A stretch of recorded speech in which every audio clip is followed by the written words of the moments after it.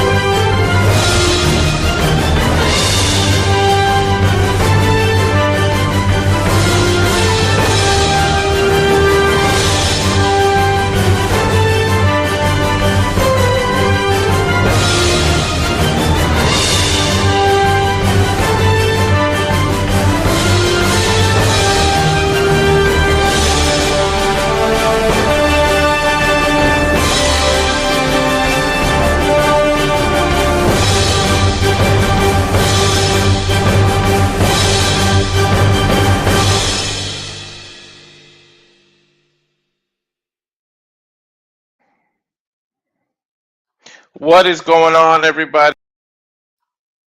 How you doing? I am Mr. Reliable of the Simply Reliable Studios, here for another watch along. I haven't done this in a while solo, but we are Joey Styles in it. We are doing the UFC 321 Aspinall versus Gane for the heavyweight of undisputed, I should say, heavyweight championship.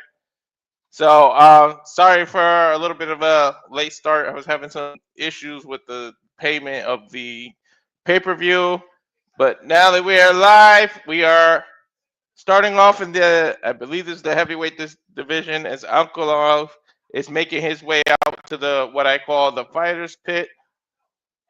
So how's everybody doing?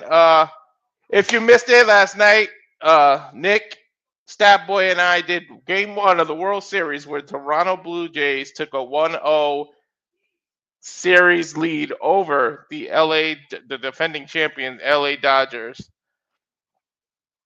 So that is that, and this is here. So we're getting Aleksandar Volkov versus Aleksandar right now. Just waiting for the cam. I gotta turn this down. Don't need a copyright ping because they do come out with regular music when they come out in the UFC. So how's everybody doing? Please like and subscribe in the comments at Rage of Wrestling. Here's Aleksandar Rakić of Vienna, Austria. He's one of 8 Serbian fighters in UFC history. Coming out now, I feel like this is when you see these two big men like this coming out, I just feel like it's going to be a knockout. Like it's almost a given, and it's very disappointing when you don't see one. Serbian wrestler coming out. Like I feel like he's gonna be striking. I don't even think we're gonna see too much wrestling right now.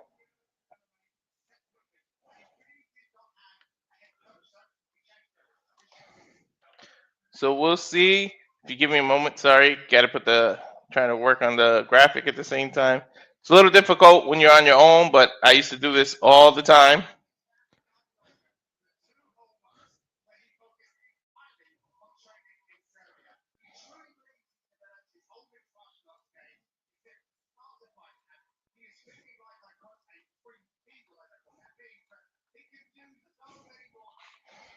Here we go. So he's the 4th highest takedown defense in UFC lightweight history, 85.7. So 86% of being able to defend a takedown. 1 of 11 spinning back fist knockouts in UFC history, which is why I tell you guys that see, Lola Vice's spinning back fist is a legitimate finisher. It knocks people out in the real world of MMA.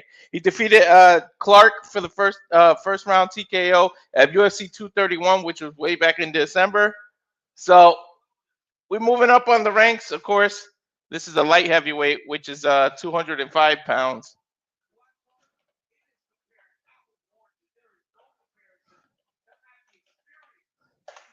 Problem is these two apples and oranges because Murzakanov doesn't have the same experience that Rakić has. But we'll see. I mean, we've seen crazier things in the UFC. Sometimes you want to root for the underdog. Not sure who would win this, but thank you for the 252 of you that are watching. If there's 252 of you, I have 207 subscribers. If you can translate from Twitter over to the Rage of Wrestling YouTube channel and subscribe, please. Anyway, here's the tale of the tape. 33 years old, 6'4", 205 pounds for Aleksandar. Azamat is 5'10", 36 years old, 205.5 pounds. The reach advantage is a 6-inch reach advantage. As we go to Bruce Buffer for the introductions.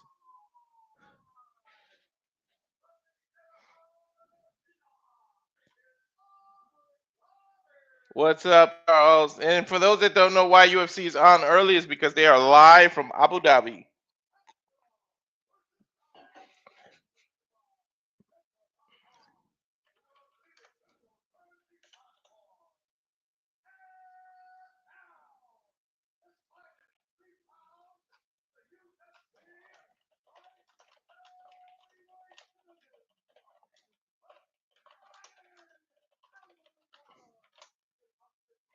Fighting out of the blue corner, first comes Azamat Murzakanov, Russian. Woo! And he's actually undefeated, 15-0 record. And he's fighting out of Fairfield, New Jersey right now. I didn't even know this was a Fairfield, New Jersey. I know Fairfield, Bridgeport, back from Connecticut, where I'm from.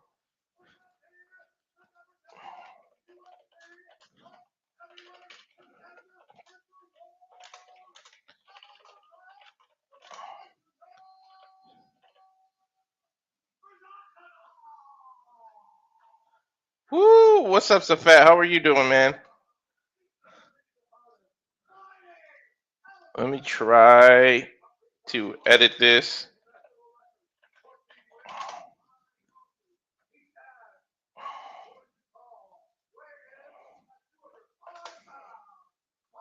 Man, these names, man. I feel bad for Bruce Buffer. He must spend so many hours in the mirror practicing how to pronounce these names, especially from people from Russia and stuff like that. I'm going to try Murzakanov is what I'm thinking.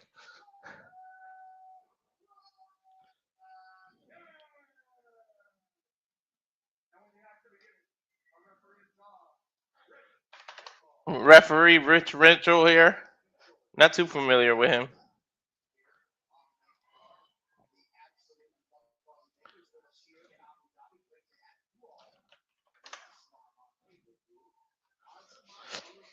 Azamat. Here we go. Round one. Light heavyweight division.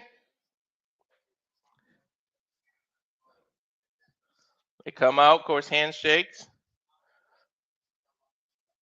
Feeling each other out. Not many punches came. Ooh, nice kick by Rakić. More like a tester kick rather than trying to damage him. He's trying to feel him out. If I was him, I would use his range. Dude's got a 6-inch reach advantage. Use that to your advantage. He's 6'4" against a 5'10".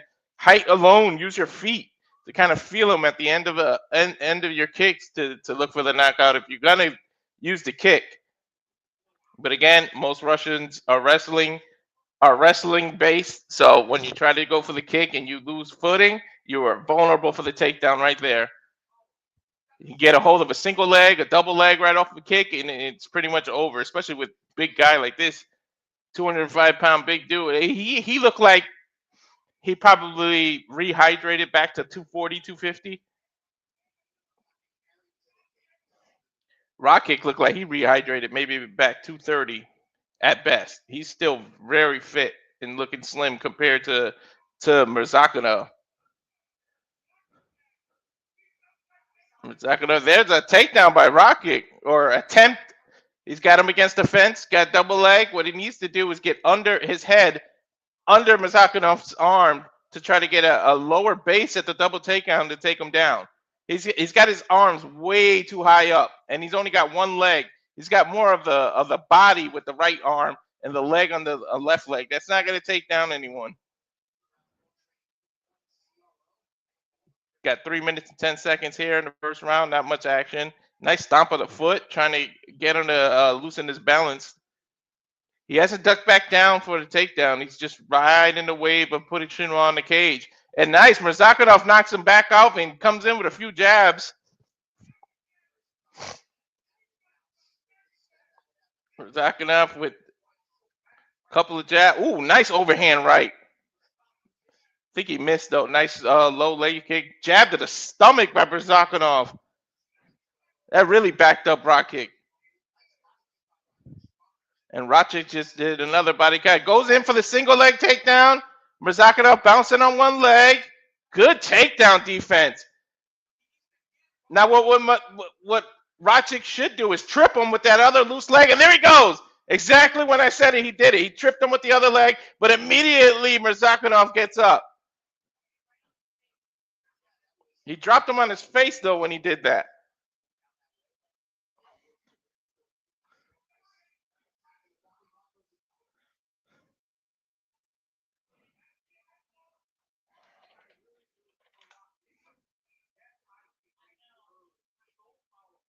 That was... Oof. Oh, overhead right by Murzakanov out of nowhere! Knockout! Referee steps in! Holy shit! Dude, overhand. Actually, I think it was a left. Yeah, a left right to the side of the temple. Holy shit! Azamat Murzakanov. Thank you, Bruce Buffer, for pronouncing it for me. Or, sorry, DC. Woo-hoo-hoo! Here's the replay. He said, "Oh, he caught him incoming. It was a right. It was a right across the jaw. He tried to do the takedown one too many times, and he bent down to get it, and he walked right into that fist. It almost looked like it was just a jab. Dude, he caught him slickly on that chin. Holy shit! I just witnessed. I actually watched the prelims. I never watched the prelims. I just witnessed a head kick knockout right before this. Tonight has been knockout city. I cannot wait for the main event. Like I think Aspinall is gonna knock Ciryl Gane out. I don't even know how he deserves a title shot after losing to John Jones. By the way, shout out to John Jones, one of my favorite fighters. He just lost his brother, who was a former NFL player, a couple of months ago. Rest in peace. Hell yes, Safet. Just like that, a knockout. It just came to him too. He wasn't fishing for it. That's the best time. When you actually look for the knockouts, you leave yourself vulnerable.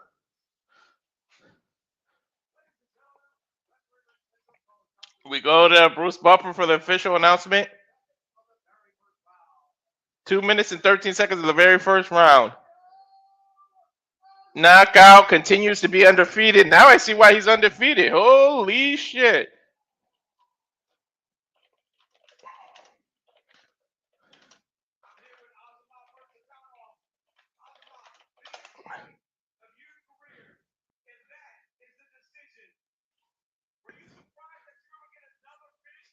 Were you surprised that you were going to get another finish?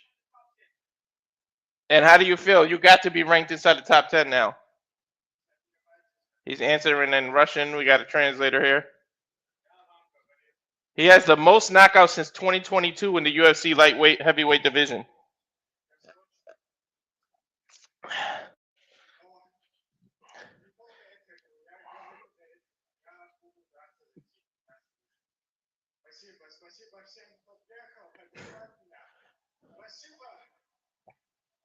Спасибо.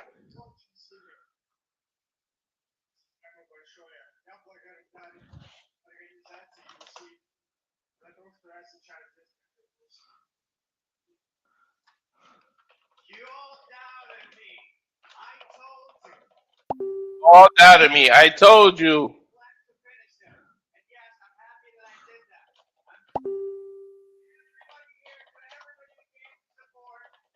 Thank you for everybody who came to support.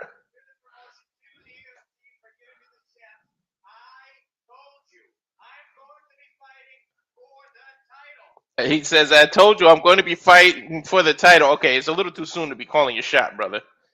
I mean, they're asking him what does he want now.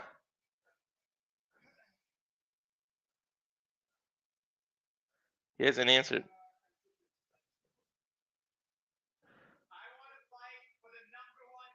I want to fight for the number one contender. Still undefeated, ladies and gentlemen. I mean, it's too early to try to go for a title, man. I understand you're getting good knockouts and stuff, but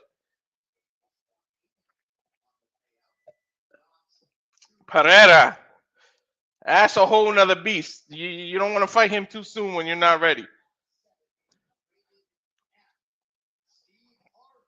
Steve Harvey's there in Abu Dhabi next to the Prince.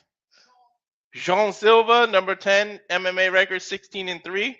There's Peter Yan, the former Bantamweight champion. He's going to fight Dust Willie in December. I got to cover that.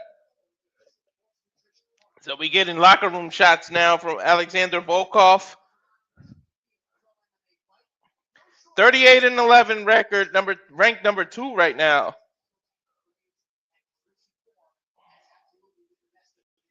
Still showing him warming up. There's his opponent there. He's being challenged by Jailton Almeida from Brazil, number 5 ranked in the world, 22-3, lowest significant strike absorption rate in UFC history, 0.88 per minute, which means dude can dodge. These are the heavyweights coming up next. Brazil versus Russia. And here we go with DraftKings King Sportsbook betting app. I'm surprised with the news of what happened in the NBA. Everybody's still on this whole betting and putting it after what happened.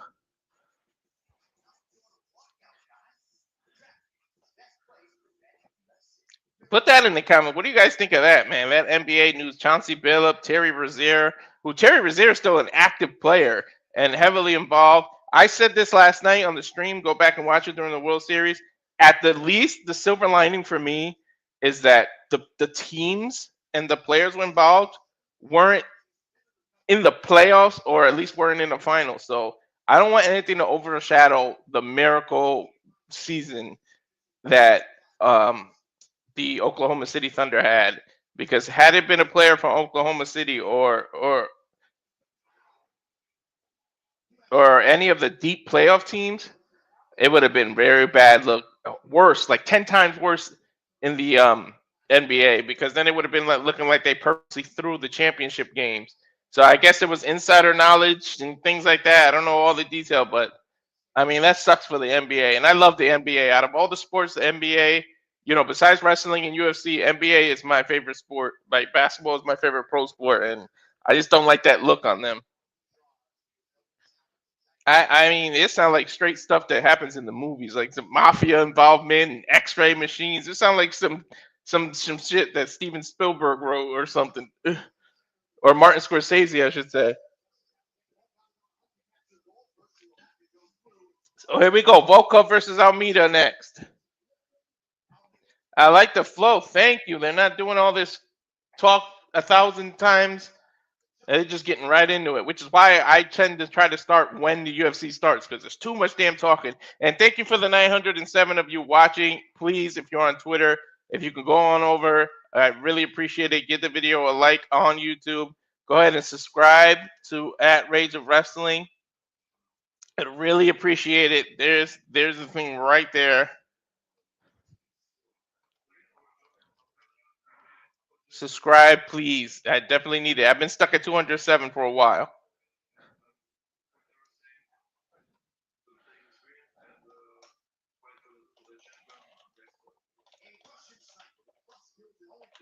We're doing the promo package now for Aleksandar Volkov here. Call him a Russian striker, but they're showing when he did a Darth's choke. Man, that's a wrestler's choke. Of course, I don't want to stereotype the Russians, but man, they damn sure know how to wrestle. Man, they dominated wrestling At one point, there was 3 Russian champions, and they all were wrestlers.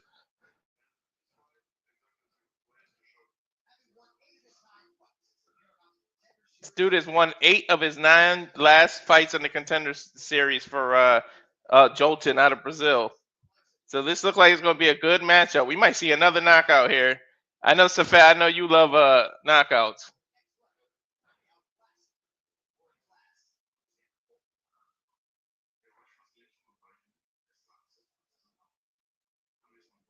I need the walkout. Let's go.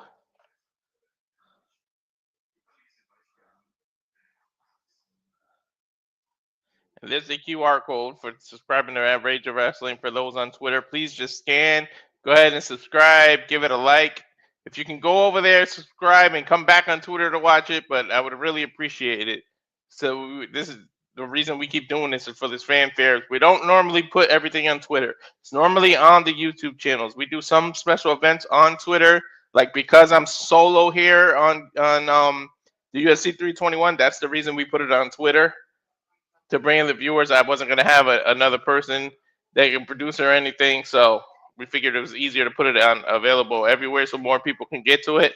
But if you can, just go on over to YouTube, subscribe to Rage of Wrestling. But here we go. Volkov versus Almeida. Jailton Almeida walking out first from Salvador, Bahia, Brazil. He's one of 6 active Brazilian UFC heavyweights, which is unique. A lot of them, most of the Brazilians that I grew up watching stuff were middleweight and light heavyweights. You don't see too many of them go to heavyweight, except who was in there? Probably Junior Dos Santos, the Nogueiras brothers. No, that's all I can think of right off the top of my head that were actual heavyweights. And the Nogueira brothers actually fought both at heavyweight and light heavyweight.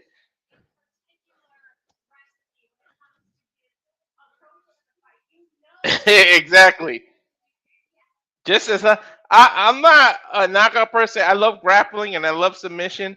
My thing is just don't be boring. That's the best thing. Don't be boring. Don't give me when they first debuted in Abu Dhabi and it was Anderson Silva versus Damian Maia, the most boring thing where Silva dominated the first 3 rounds and just coasted. Like he just didn't want to take him down, take him out, and that was the most embarrassing moment for Dana White in the UFC.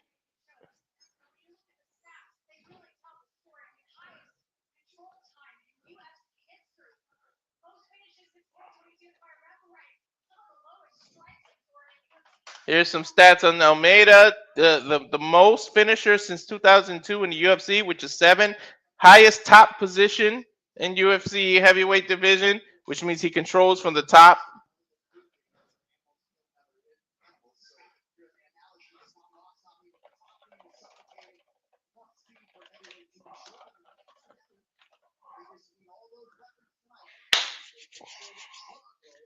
Here we go.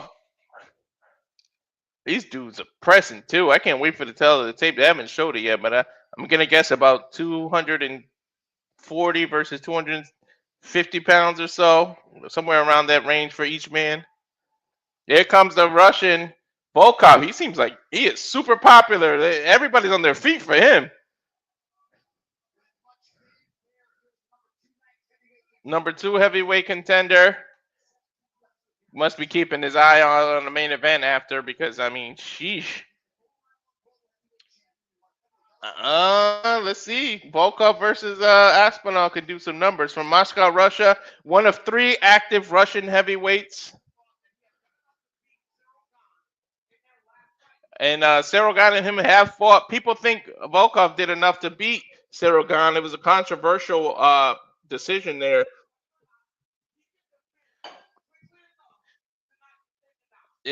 But the strike on him is whether or not he could defend takedowns. But his ability, his power, his strength, that's what it's about. Dude is huge too. I haven't seen the stats yet. I'm not cheating. He's got to be at least 6'4", 6'5". But he has the second most significant strikes in UFC history, 1,138 strikes. A former M1 global heavyweight champion, finished 28 of 38 wins, 24 by knockout. That's a crazy stat for Volkov.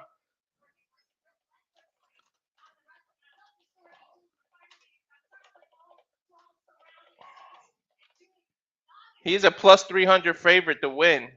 Almeida to win by KO is plus 475. Sheesh. Almeida to win by submission plus 150 on the bet. So you win $150 per $100 bet. That's how betting works and that. But I quit with the betting. Thank you again. Now I see the numbers really increased to 1,084. For those that are watching on Twitter, please head on over to the Simply Reliable Mr. Rage of Wrestling and subscribe to that YouTube channel. The QR code is right there. The spelling of it is right at the top there. Go ahead and subscribe, and then you can jump back on Twitter. Just subscribe to the channel, please, and give it a like and share the video. We do more than just UFC. It's WWE, it's boxing, it's other MMA promotions. The bread and butter is wrestling. We have something called the Saturday Shenanigans that you can tune in tonight at 11 p.m. where we go over the news and everything going on in the world of professional wrestling and sports. We do the World Series. We did the NBA season opener. We have so much here. One of the most versatile channels and studios out there on YouTube. So please subscribe to all of us. Casa de 18 Studios, Noah Foster, N Foster 1, Batty for Wrestling. Don't be a dickhead, as she says, and please subscribe. But yeah, the bread and butter, I've been stuck at 207 for a while. If you can come over and subscribe there. As we go to Bruce Buffer for the intros. Introducing Almeida here.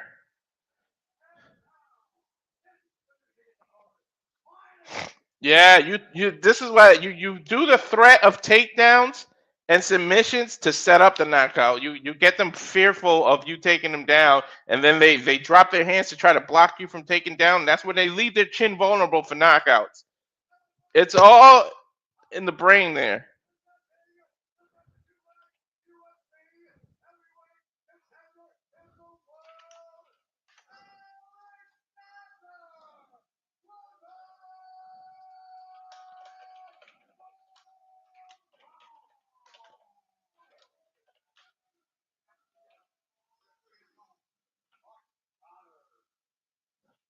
Referee Mark Goddard, who's a good referee, not really controversy surrounding him. He doesn't stop fights late or anything.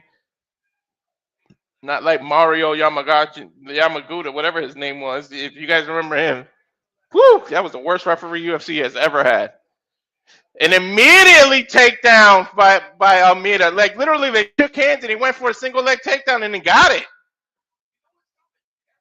And you know it's coming. It's just hard to defend. I'm just surprised because usually the Brazilians are jiu-jitsu and the Russians are wrestler, and instead the Brazilian comes out and wrestles immediately. That was not even hard though. He went immediately for a takedown and just boom. Like that was pretty easy. No, I'm fighting at top control here.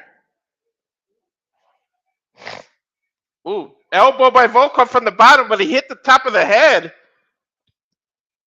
Almeida's holding his head. That might have been an illegal elbow. I mean, it wasn't done on purpose. I think he was going for the ear and just happened to slip. But be careful. Volkov has his arm. He could trap him in a Kimura. I don't know how Volkov's submission game is, but he could trap him in a Kimura.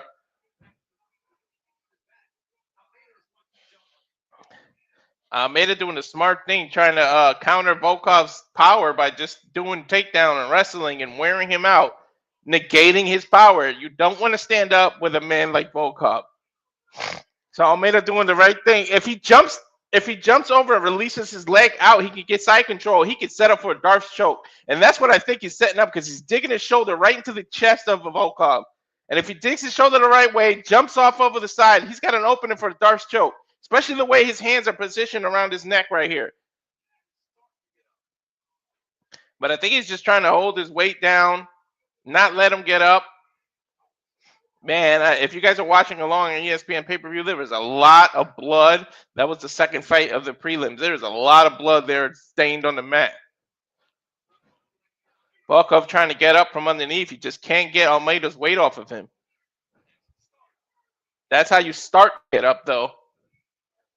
If he can get his knee on the canvas, he can't get it to his knee. He's on his side almost, dragging Almeida's weight. Then he crosses leg, back in the guard. Almeida's trying to work his leg out of him. Right now, Volkov has his leg tied in between his. If he can just let it go and get out, he can control better, get inside control. Right now, he's just in a closed guard. It looked like he's trying to move the side control. Volkov trying to reverse it from underneath. He got him on his hip here. Now he needs to just get a burst of energy and pop out of there. Nice reversal. Volkov on top now. Good grappling. I think that has to do with his height, that leg range he has.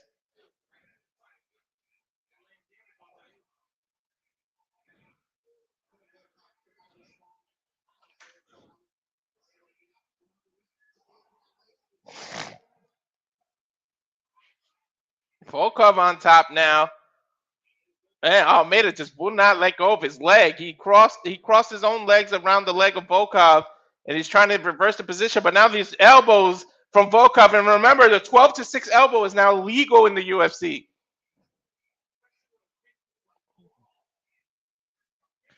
Volkov almost has him in Almeida's got to be careful. He's giving his head right into a guillotine. If Volkov could snap back and take advantage of it.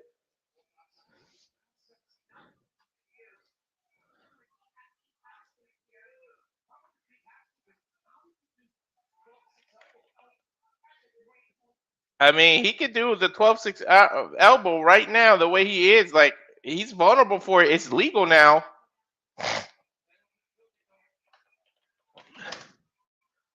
Volkov able to work his way back to his feet now.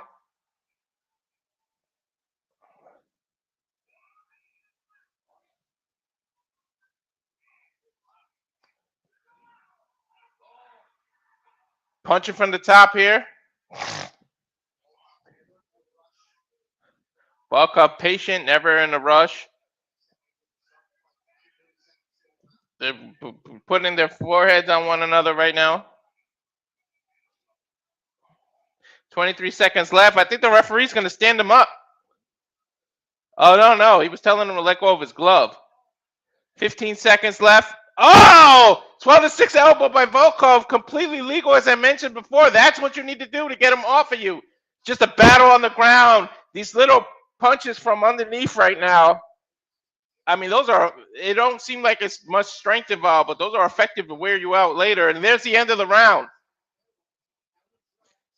Volkov looked like he lost with an immediate takedown, and he was able to shift the momentum, man. Got on top. I don't know how you score that round. Volkov might have stole it there at the end.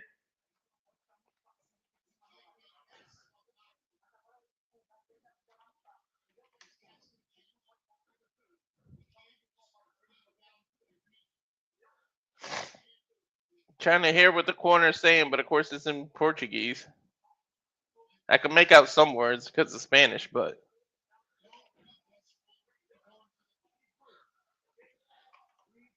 he's saying breathe, you did good. I don't think so, man. He went for the takedown too early.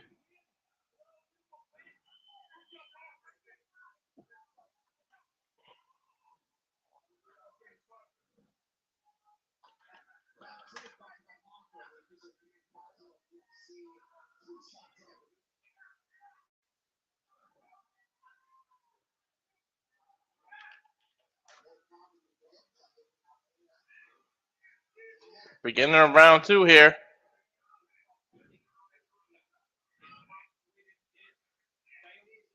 They took on their feet. He didn't go for the immediate takedown this time. Almeida might feel like he wore him down and kind of negated the power. He goes for an overhead right.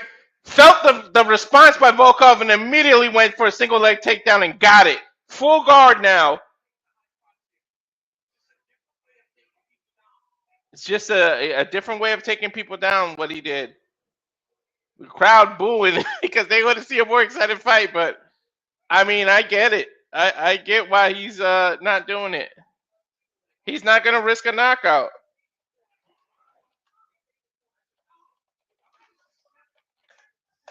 Almeida's just stepping through now. Volkov can get a Kimura from this position.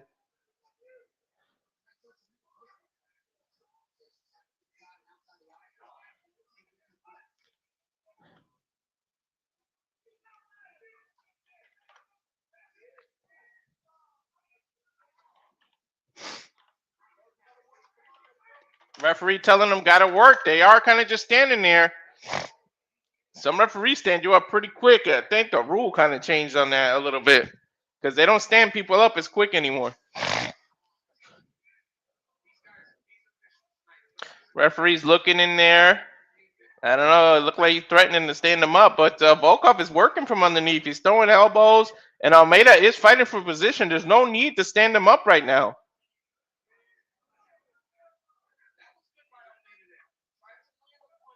Almeida just landed a punch on the rib there, and then when the referee was looking, that's a don't stand us up. I'm working. I'm active. Now side control by Almeida. Trying to go to the north-south position. Oh, Volkov gave up his back, and Almeida immediately jumps on it. Now he needs to insert the double hooks. Come on. No, he stood Volkov up, and it took him down from behind now. Now there's the hook. I knew that was coming. Now one hook is in. If he could get the other hook in above the knee, he could go for a rear naked choke. One hook is in now. He's got the arm under the chin. He's setting up for the choke. If he jumps back and gets that other hook, Volkov's a little safe. He jumped down to the forward. He didn't give up his back. He's giving up his back, but he's leaning down now. What Almeida needs to do, now he's on his back and he's fighting for a Kimura. He's doing elbows from the side, from underneath, and he's trying to get a Kimura on Almeida. Now he let go of the Kimura, and he's just defending right now. The arm is loose, but I mean, now the way Almeida has his neck, that Darth choke, he's in danger of it. Now they switch back into full guard now. Almeida's on top, full guard, head on the stomach. Volkov trying to fight from underneath. These elbows from underneath, man, that'll split your head open.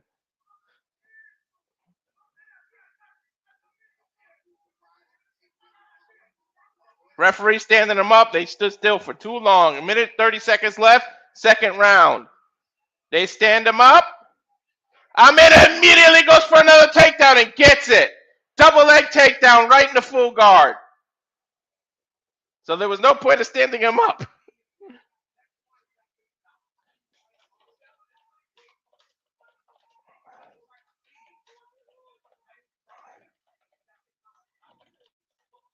Almeida is so explosive. Damn, he went for the takedowns quick.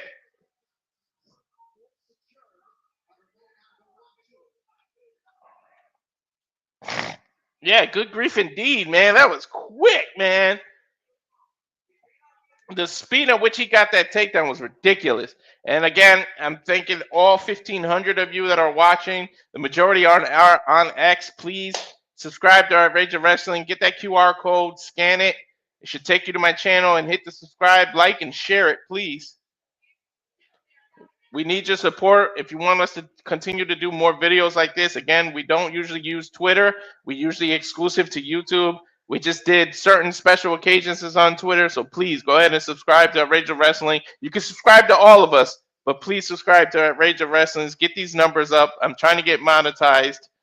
I'm sitting at 207. There's literally 1,500 of you watching. If you can all subscribe, I can get monetized right then and there alone. Almeida control at end of the round. Almeida definitely won that round. 3 takedowns. If you count that from behind suplex as a takedown, but yeah, 3 takedowns, and then he just dominated. Yeah. If Volkov, the thing is, you have to stand up and fight to get knocked out. Almeida's not giving Volkov the chance. As soon as the rounds start, his speed takes him down. It's ridiculous.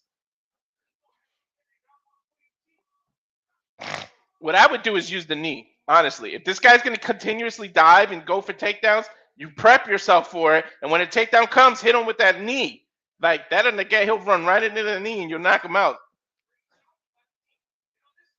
He would run right into the knee. I'm telling you, it's a perfect setup.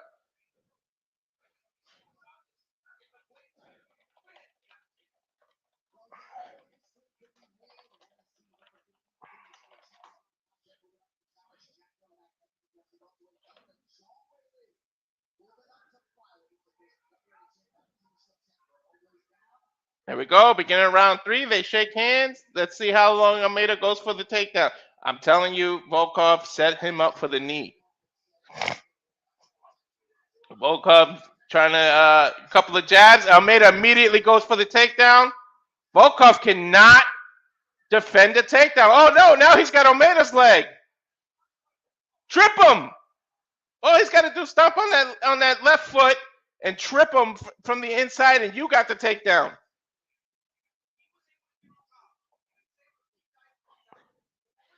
This is interesting. They're both up against the cage now. Almeida's just holding Volkov's arm back. Knee to the gut. Ow, another one. Oh, he's working these knees now. And he's holding in a Muay Thai plum. He's holding Almeida. Do not let it go, because Almeida will slip under your elbow and go for a takedown, even though his back is against the wall or the cage. Man, now you got him defending these knees. He's defending his body from the knees. Now you want to go to the head, because he's going to continuously think that your knees are going. And there's the, see, he ducked under the elbow and went for the takedown. Volkov able to defend for a little while, but now he's back on the bottom. Oh, he had it. He had it. But now he's punching from underneath to the eardrum in the equilibrium. That'll take you off. Almeida's just burying his head in his stomach. If he stands still, though, and doesn't swing, the referee will stand him up.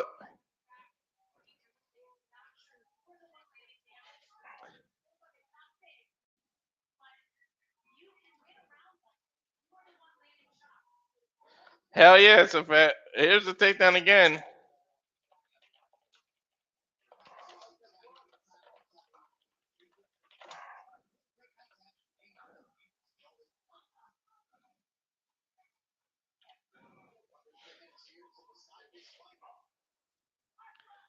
Mm, 2 minutes, 50 seconds. Again, this is a three. There's no title. This is a 3-round bout. 2 minutes, 48 seconds. High guard by Volkov. Almeida seems to be trying to stand up. Oh, let go of the leg grabs you got. Oh no, he jumped back down. I would have let go and push kicked him off to try to stand up. Almeida's wrestling is ridiculous, though. I mean, he's almost got him in the north-south. Yep, right back in the full guard now. Volkov. Oh, triangle! Look out for the triangle! He almost had the triangle, but he let it go. He threatened it. But Almeida's too good of a grappler to get caught by it. But man, he almost got caught. 2 minutes left to go. Almeida standing up. Volkov did kick him out, but Almeida immediately jumps back on. The thing is, if you think about this, I don't think Aspinall is good at wrestling defense either. He's all about knockout and power and speed. If Almeida fights this way, if he gets the title shot against Aspinall, it may be boring to some people, but he can win the title here. During their fight, I should say, not here, but if he becomes the #1 contender, I mean, right now he's dominating the #2 contender. He's #5. What would that say? Does he deserve a title shot?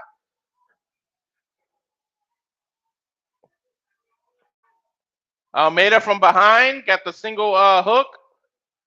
Now double hooks. If he can flatten him out, he's got a choke here. But he's got a body triangle with the legs, but his arms are on the upper chest. He's not threatening to try to take him down. I think he's just wearing the time down because he knows he's up 2 rounds to 1.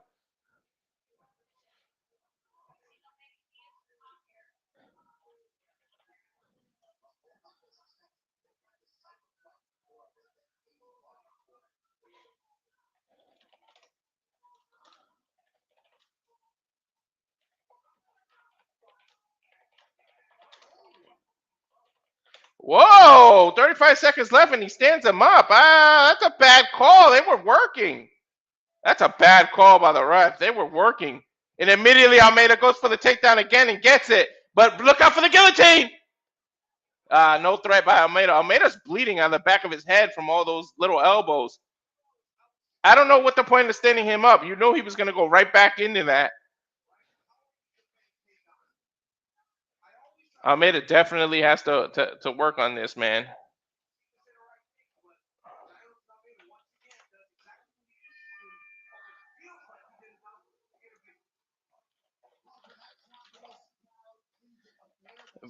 Match is over. I think Almeida won 2 rounds to 1.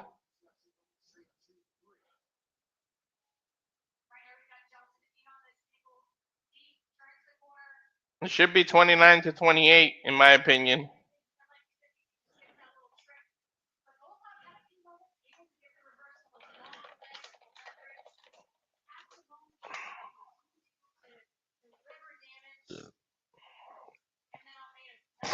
Yeah, I'm thinking 29-28 right now.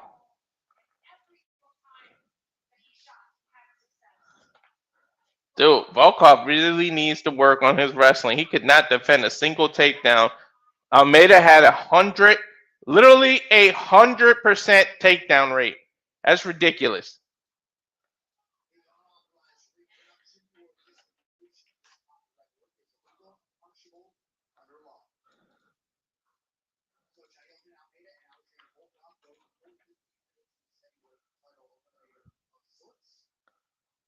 Might be a heavyweight title eliminator here.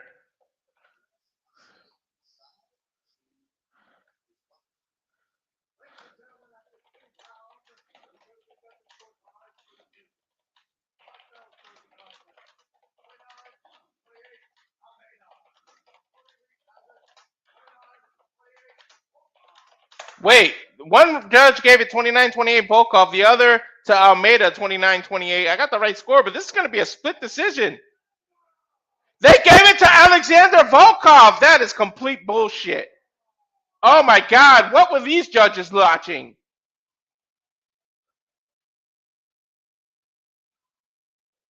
These judges don't understand wrestling.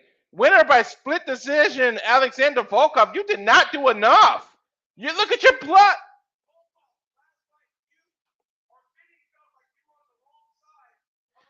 Volkov, your last fight, DC said many people think you were on the wrong side of a decision. Now it seems like you're on the wrong side for the winning. What do you say? He said, now I feel better. It was a tough fight. Opponent can wrestle. I mean, this was a makeup call for the judges. This is complete bullshit. They got it wrong on Aleksandar's fight against Ciryl Gane, and now they're just making it up to him. That's what I think just happened. That's complete bullshit. Come on, man.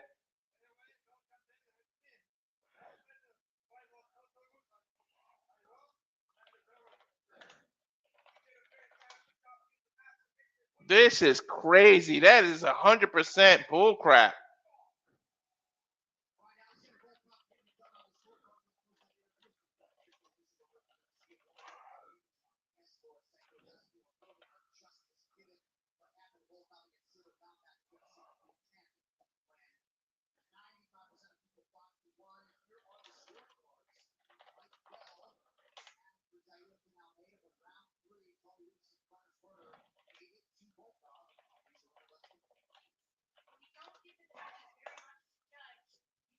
They said when you she said when you don't get the judges very much to judge, you leave it up for interpretation. The first judge gives Volkov round 1. I completely agree with that. All 3 of them gave them round 1.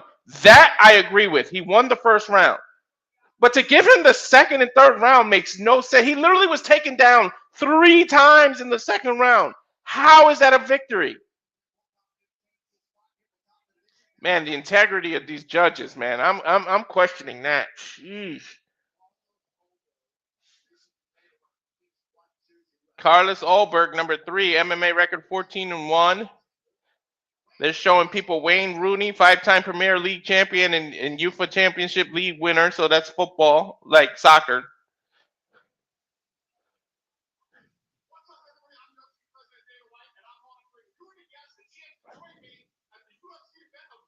Dana White has he says you're offering a chance for you to join me at the UFC event of your choice. You could be on stage with me at the weigh-ins. You could watch the entire fight from his personal VIP section. Ooh, I'm gonna enter this contest. Alltrue.com/UFC. Enter for a chance.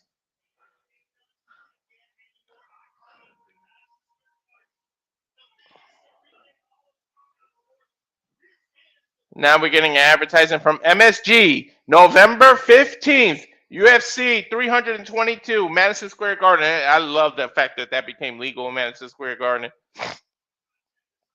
Islam Makhachev defending his title. And Zhang Wei Li. Oh, shit! We definitely add this, JJ, because Zhang Wei Li is Delamatov versus Mackenzie. And then it's Zhang and Shevchenko. Like one of the best females that there ever were in the wrestling. Oh, and Bradley versus Morales. Hell yeah. Holy shit. And Bo Nichols too? Oh yeah. I'm definitely doing UFC 315 or 322. November 15th. New York, baby. UFC 322.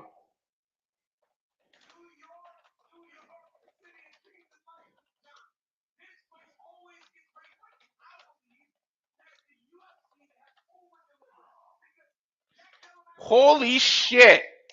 Jacques Della Medaglia, the UFC welterweight champion, defends it against Islam Makhachev. Valentina Shevchenko against Zhang Wei Li, the former UFC women's bantamweight champion, now going for the flyweight title. Sean Brady versus Michael Morales. Bo Nickal versus Rodolfo Vieira. Leon Edwards versus Carlo Parate. This is going to be crazy. Oh, JJ, you got to add that.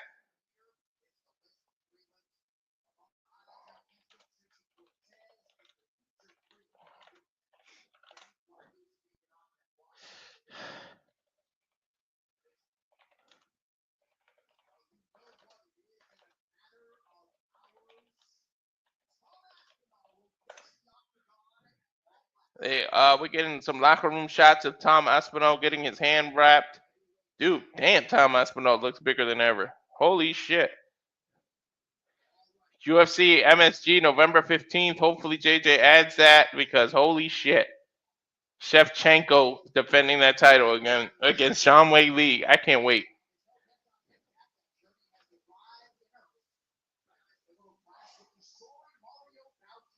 Here we go. Bantamweight now next. Ooh, I love the flow of this event. I know James is gonna wish he was doing this with me because the flow is nice.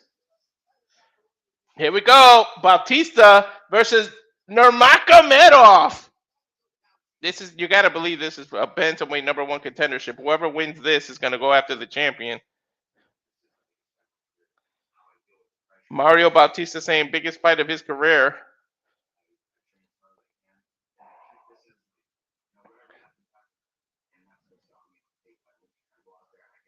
Umar Nurmagomedov versus Mario Bautista. I can't wait. Umar Nurmagomedov, we might see a wrestling clinic again. He's from the Nurmagomedov family. He rushed to Dagestan's Russian. You know, they wrestle against freaking bears out there, so.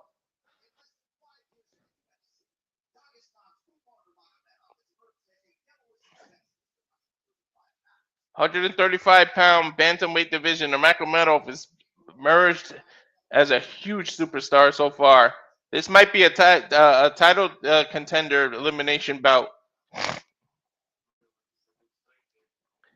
Said Mario's good at striking, but not more than me, he said, you know.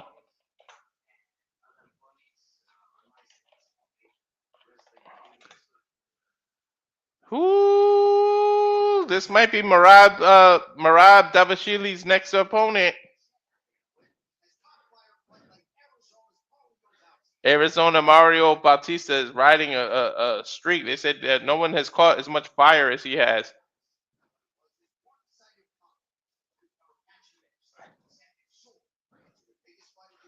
This is going to be the biggest fight. Yeah, I think this is the Contender Series matchup here.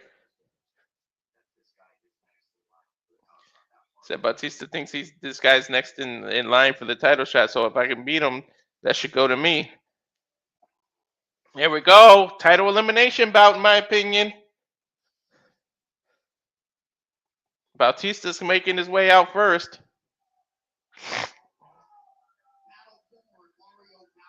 Winnemucca, Nevada. Was where he was born, but he fights based out of Phoenix, Arizona. Pakistan versus the U.S. here in Abu Dhabi. You gotta believe they're probably gonna be on Nurmagomedov's side.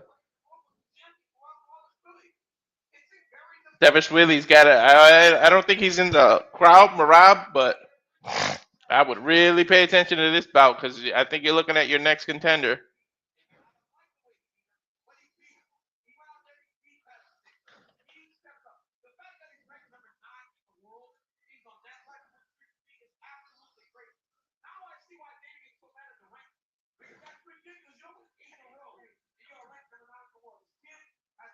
This dude has won 8 matches in a row, second largest active win streak. He's one of 12 to get a triangle from underneath submission in the bantamweight division. Lorashenko's key to victory for Bautista is to use your footwork and use your angles. Push the pace. That's easier said than done against Nurmagomedov. This fight brought to you by the Air National Guard. I can't wait. These two are going to go. I hope it's not a boring wrestling fest like the last fight. I still can't get over that. There's no way Almeida lost that fight. There's no freaking way. Like Mario Bautista, 16-2 in his MMA career. Significant strike differentials by round, plus 0.63 in round 1, round 2 plus 1.32, and round 3 plus 3.97. Now awaits his opponent, Umar Nurmagomedov. Yeah, there it is, the pro Nurmagomedov crowd. And of course, his coach, the former UFC undisputed lightweight champion, Khabib Nurmagomedov, in his corner. Pakistan, Russia, one of 4 active UFC bantamweights. He's ranked number 2, which is why I said this is a title contender eliminator match.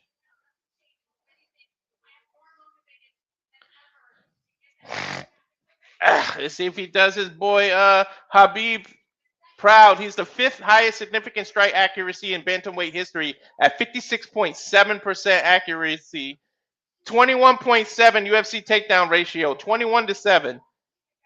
Meaning he took down people 21 times and have only been stopped 7 times. 7 of his wins are by submission. So we got to look out for that too. Umar Nurmagomedov, this is Daniel Cormier's keys to victory. Keep your distance and use a lot of kicks.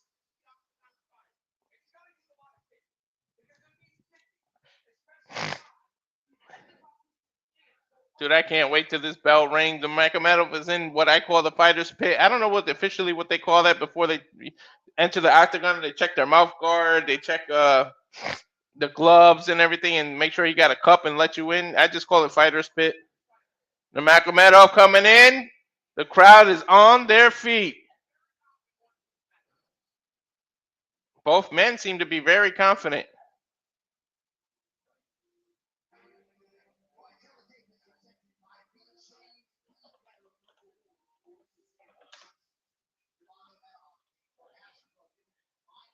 Nurmagomedov, 29 years old, 5'8", 136 pounds, 69-inch reach. Bautista, 32, 5'9", 135.5 pounds, exact same reach at 69 inches. As we give it up to Bruce Buffer for the introductions.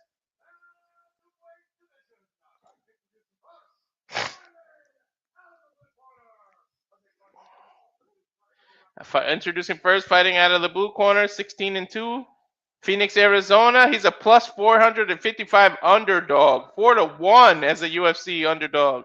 Mario Bautista.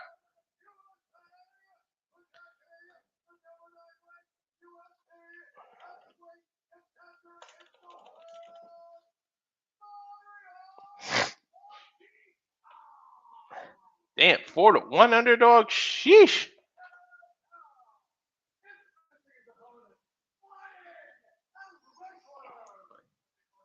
There we go. Umar Nurmagomedov fighting out of the blue corner. Only one defeat, 18-1. Minus 625 favorite. Sheesh. He has closed as the favorite in all 8 of his UFC fights. Jeez.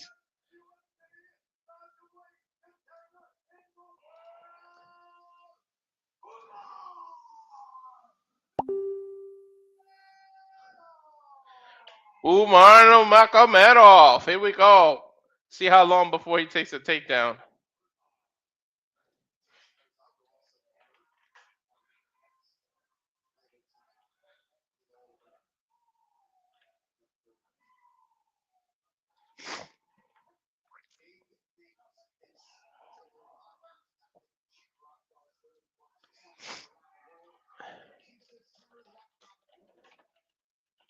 Here we go. Bautista went for a kick. Nurmagomedov went right into a waist lock from behind and took him down. This is not what you want if you're Bautista, I'll tell you that much. Nurmagomedov is just riding him and beating on him. He's riding on Bautista's right leg right now. 4 minutes and 30 seconds left of the very first round. Nurmagomedov picks him up and slams him on his ribs. Oh, nice reversal by Bautista. Has a knee bar. He's got the knee bar. He's got an ankle twist now. Oh, he's twisting that foot. Nurmagomedov is rolled into it, but that foot is being twisted. Oh, that's ugly. Your foot is not meant to spin like that. Nurmagomedov just turned on his side. He just keeps rolling, but Bautista's got a hold of that leg. He lets it go. Oh, my God. Nurmagomedov able to defend that. Holy shit. Man, his foot was being twisted.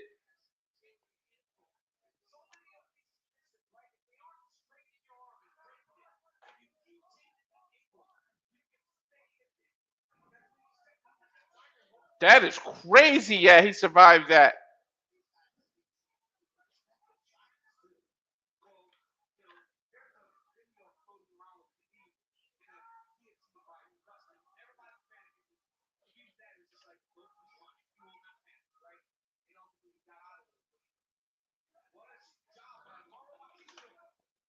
Bautista is on the bottom now. Side control by Nurmagomedov here.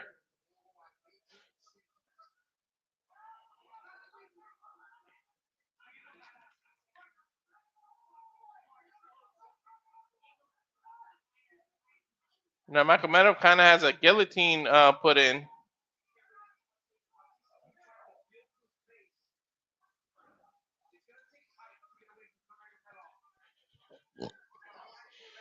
Fighting for control here. Nurmagomedov on top. But he's in Bautista's full guard. They're moving. They're working. High guard by Bautista. Nurmagomedov counters that now.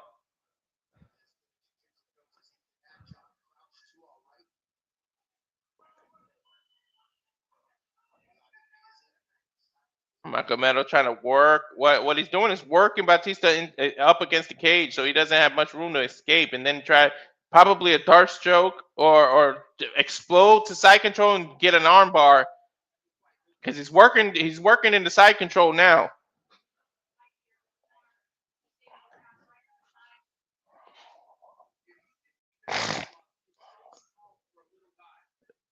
Nurmagomedov is just so strong, man. Bautista's it's hard for him to fight against this. He's a small dude, but damn, he's strong. That wrestling strength is different than gym strength. Now he's riding Bautista's back. He's got the double hooks in, and he's choking him. Nope, he released the choke.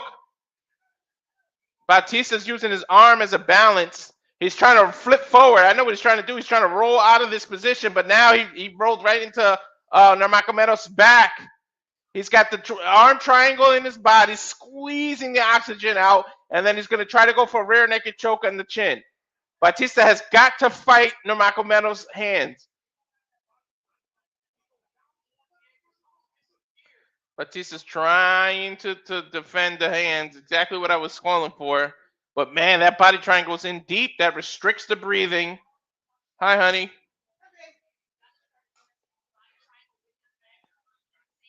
And now, oh, he's flattening Bautista out. This might do it. Oh, he doesn't have to choke quite yet. Bautista is battling those hands. But Nurmagomedov is dominating this first round. 36 seconds left. Now, what he's got to do is try to spin in this and loosen the triangle. But he is doing the right thing, battling the hands, not worrying about the body triangle. You have got to fight those hands. Nurmagomedov gets you under the chin. It's over with the body lock and the reverse chin lock or rear naked choke.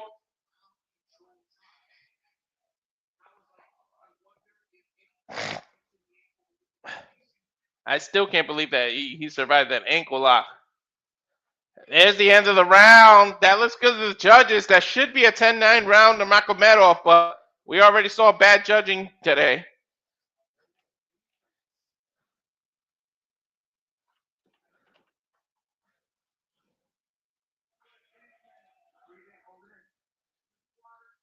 They say, here's your water, and Bautista's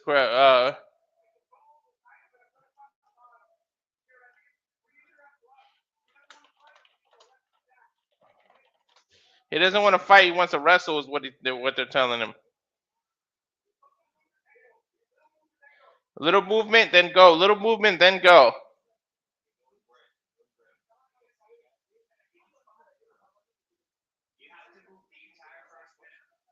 You have to move the entire first minute.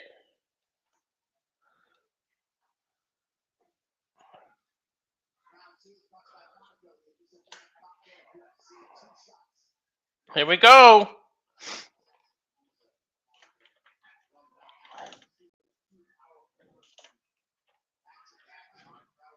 Here we go. Round 2 starts. Give a respect with the hand, fist bump. Nice kick by Nurmagomedov. Bautista's able to evade. Nice left right combination by Bautista, but he missed. Oh, that kick! He got Nurmagomedov went down, but he got right back up. Oh, Bautista showed he can hurt Nurmagomedov. Nurmagomedov is chasing the takedown after that now. Holy shit, Bautista came out determined. Nice body head combination there. Now a knee counter left by Nurmagomedov, but I think Bautista was able to move out of the way. They're showing a replay of that head kick. Oh, it was the knee. Oh, it was the right knee that caught Nurmagomedov. And now Nurmagomedov hugs and takes him down. Oh, that negated all the momentum he just had. Oh, Nurmagomedov is just relentless with that takedown. I don't know how he survived that knee. Holy shit.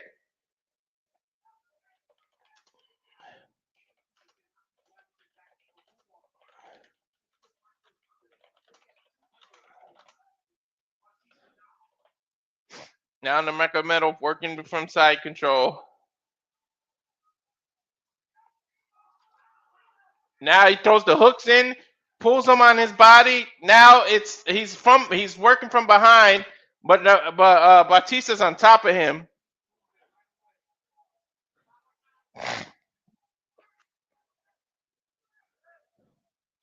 That body triangle is in. He's got his arms near his chin. He's trying to do that rear naked choke. Bautista's exhausted, man. Defending wrestling is exhausting. He's got his elbow up, blocking. Again, Nurmagomedov is on back control, but he's underneath, while Bautista is on top of Nurmagomedov with his face facing the sky.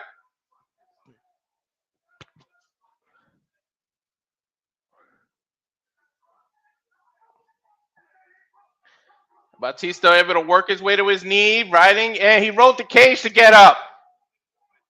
That's a positive for Bautista, but Nurmagomedov is just relentless with his grip. He might take him right back down. Oh, Bautista able to reverse it and gets up, separated. Nice. Went for the overhand right, but missed it. Man, he swung for the fences on that one. Kind of like a Kirk home run last night for the Blue Jays.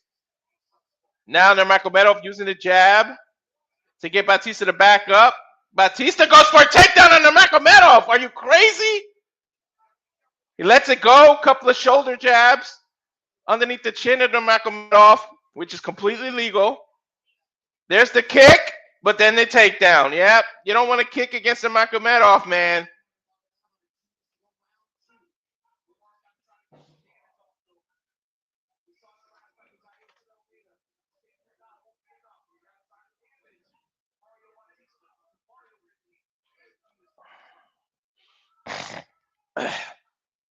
Now, Nurmagomedov is 4 for 5 in takedown attempts. Bautista was able to just stuff one.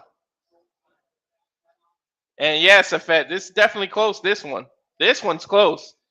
That knee, but I mean, if Nurmagomedov continues with the domination of the wrestling being on top, it should give him the round, but these judges, I don't know, after the last fight, it doesn't look good to be fighting from underneath all day either, though.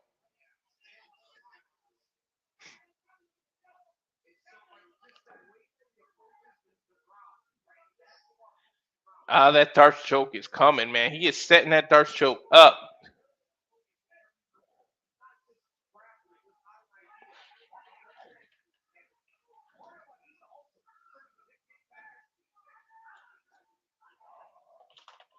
Working their way, fighting, right back into that same position where Nurmagomedov is underneath Bautista. Bautista able to turn. They're in north-south position. Bautista's back to his feet. Separation, 37 seconds left. Bautista, nice defense of that wrestling. A kick by Nurmagomedov was caught by Bautista, and then he jabbed him right in the head. Working behind this jab, but a counter left by Nurmagomedov. Oh! Bautista with an uppercut that caught Nurmagomedov. He was rocked. He rocked him. And then a head kick by Nurmagomedov caught Bautista, but he didn't feel it. A body kick to Nurmagomedov's stomach. 5 seconds left. Bautista coming back here, but he doesn't have enough time to work with. There's the bell or the buzzer.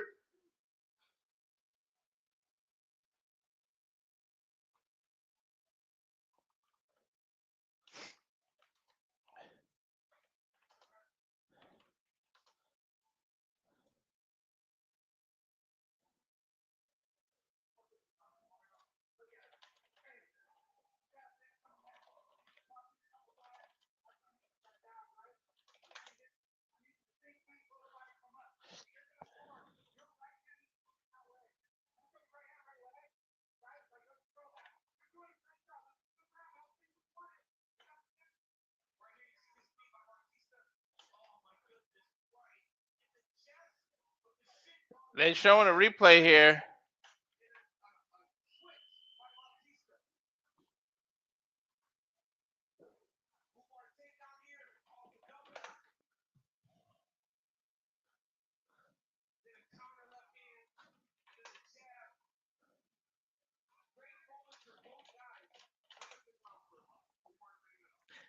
Dominant round, but I mean, let me not say dominant. Bautista came back there. And the score's some fat, man. You and your knockouts, man. It's not always a knockout, bro. I hope it. I mean, if he catches him with that knee again, there he chased it. Wow, he tried to jump kick Nurmagomedov in the face. Nurmagomedov just got out of the way. Bautista's being aggressive here. He knows he's down, or at least he thinks he's down. I don't know about these judges. So 4 minutes and 30 seconds left. A kick by Nurmagomedov, but he missed. A low kick by him. He got him. Bautista backs up. Bautista with a whoa. He tried to take Nurmagomedov's head off with that overhead kick.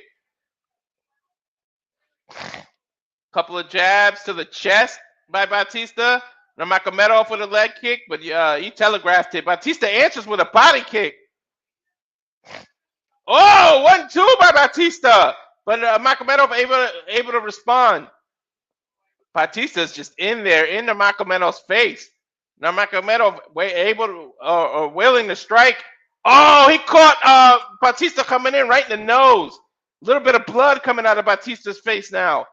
A knee, he catches him with a kick to the knee. Nurmagomedov goes for the takedown. Bautista backs up a little, but he got right into Nurmagomedov's grip. He's taking him down to one knee. He's spinning him.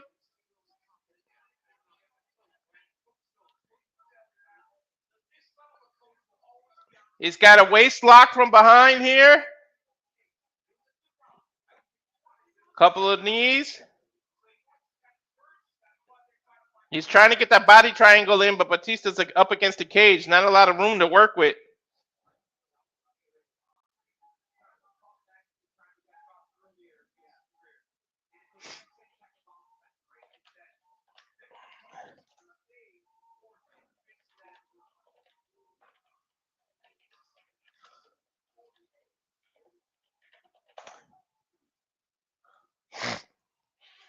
Nurmagomedov on top now. Right back to the wrestling. Bautista stood up, turned around. Oh, he's actually defending the takedown now.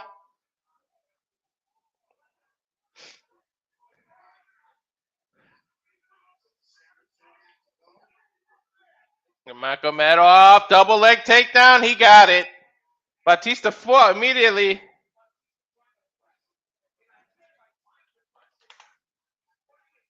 Bautista is trying to press him. By pressing, he's putting himself at Bautista's mercy. Or sorry, at Nurmagomedov's mercy, and that's why he keeps getting taken down. 2 minutes and 9 seconds left here. 7 takedowns landed by Nurmagomedov. And another takedown. Almost like a slow German suplex without the release. He just did it to get into this crucifix position. Bautista just keeps getting up, though, working, but he looks exhausted. You can see in his face how exhausted he is. Defending these takedowns, defending these fights is hard, man. Nurmagomedov trying to get up on top, trying to pass his knee across Bautista's body, but now he's just kneeing him in the ribs, kneeing him in the high thigh. He's got his leg halfway across to end up on top. If he could just slip his foot past the knee, he'll be completely on top. But Bautista throws Nurmagomedov's leg back. Now he ends up behind him. This is worse, though. He's got one hook in. He's trying to spin to the top. And this is high-level wrestling by Nurmagomedov. Of course, Dagestan's own. And then he takes him down. He's still got the waist lock. Man, he is relentless. He's just ruthless.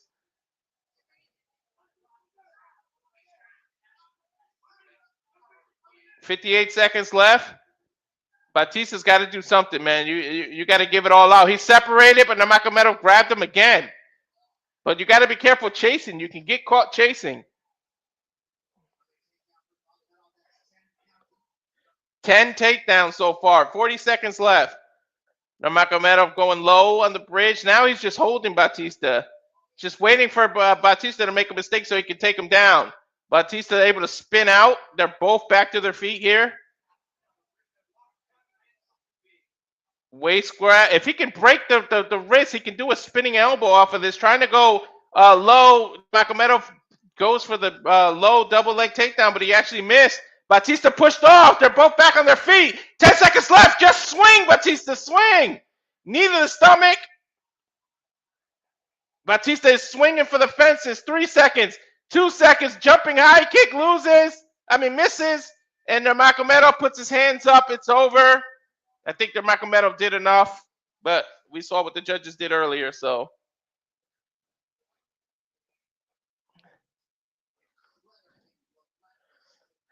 Relentless fighting by Nurmagomedov. Holy shit. That second round is close, though, but I think the first and third is dominating, so he either won 2-1 or he won all 3 rounds.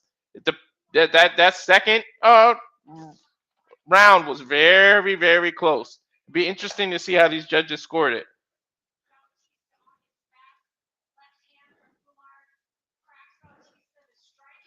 Going over the highlights here. That's that when Bautista was coming in and got hit right in the nose. Straight jab. And then he just will not give up on these takedowns. Riding Bautista. Bautista was just wore out, man. Waiting, we giving it up to Bruce Buffer, waiting on the decision. Nurmagomedov hugging Bautista. Damn, Nurmagomedov. Nurmagomedov looks big. He looked like he walking around 170 or something. Here we go. Official scorecard decision. Bruce Buffer, take it away.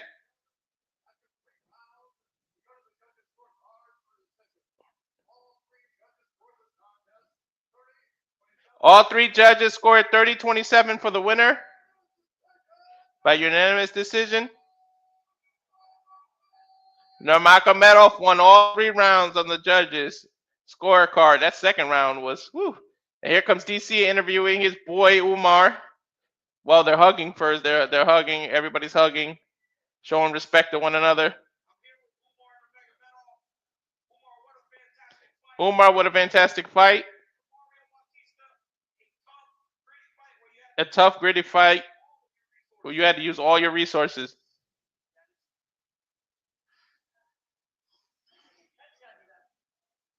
He's using Habib as a translator now.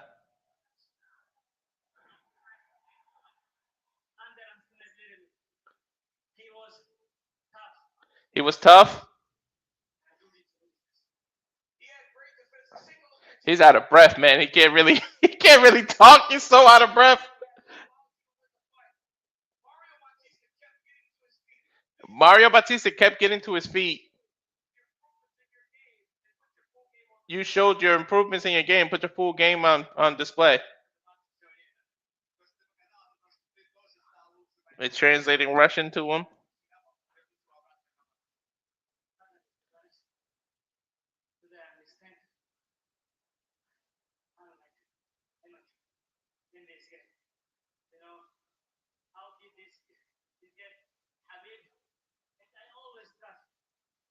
He said, I trust my coaches. I always trust Habib.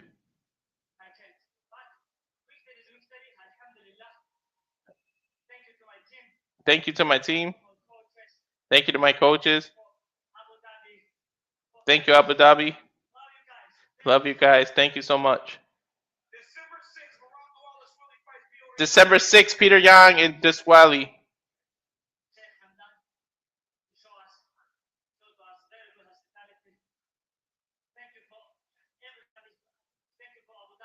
He didn't even answer. He just snatched the mic back from DC.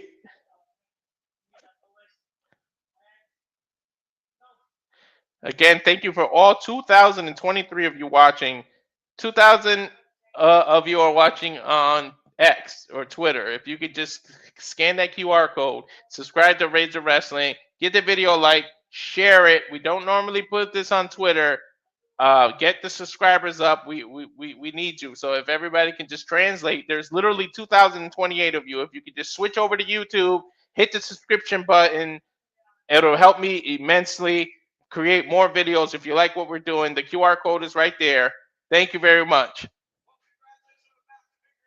DC giving Umar a handshake, comes out.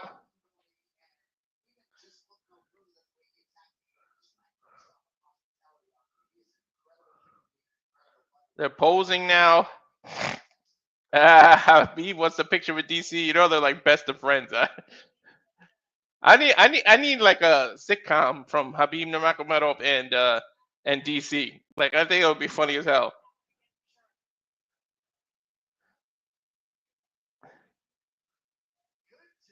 Former Strikeforce heavyweight champion Alistair Overeem is here. There's Tai Tuivasa, 15-8 record. Kamaru Usman there, former UFC welterweight champion, 21-4 in the crowd. Here we go, co-main event for the UFC's strawweight championship, 115 pounds. Why did I say flyweight? That's 125. That's coming up November 15th. That's what that is. Here we go, Mackenzie, Dern, 2 Brazilians fighting for the UFC for the vacant strawweight title. Man, I miss Rosa Namajunas being in this division, but she went up to 125. She went up to the flyweight. 115 was just a little too hard on her.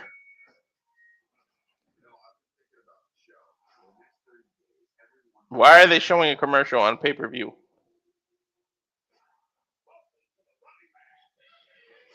This is the Running Man. Yeah, they remade Running Man. The Stat Boy told me this yesterday. I can't believe they remade one of Arnold Schwarzenegger's freaking classic Running Man. Why? Just why? It was a classic on its own. Why are you remaking this dumb shit?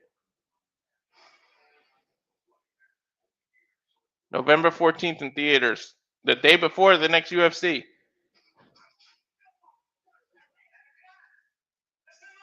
Abu Dhabi commercial now showing vacations here. I can't believe they remade that.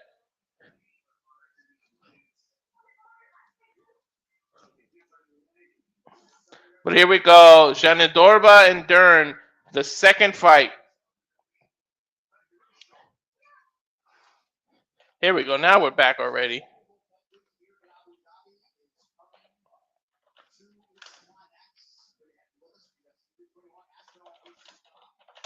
Here we go. UFC Strawweight division.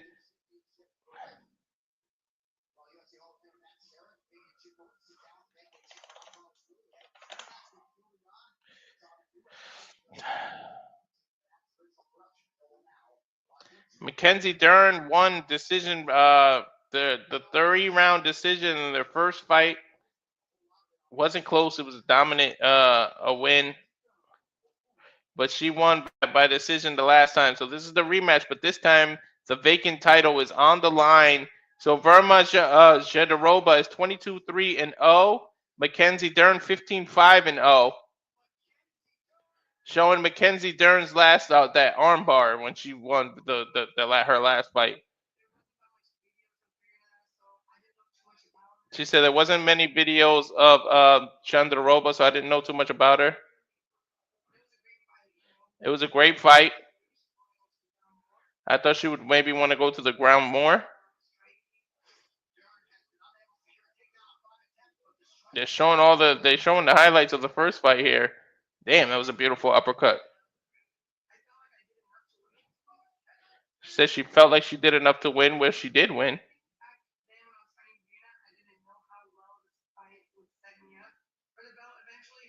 She said she didn't know, looking back, how well this fight would set me up for the belt eventually.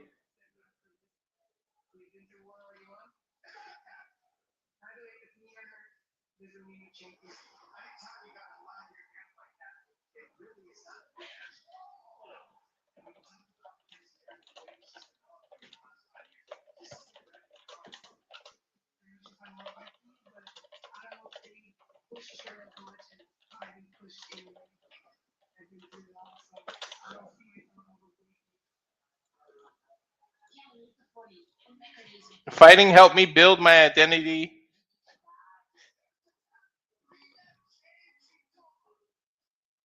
Becoming UFC champion will mean a promise fulfilled. This is now Virna talking. To myself, the child I was, to the Virna I used to be, and the Virna I've become.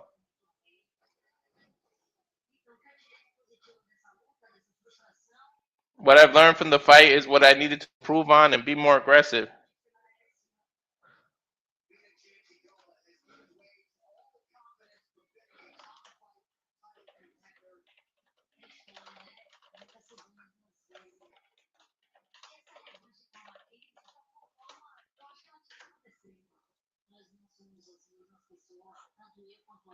Saying we're not the same. I'm not the same person I was in the first fight.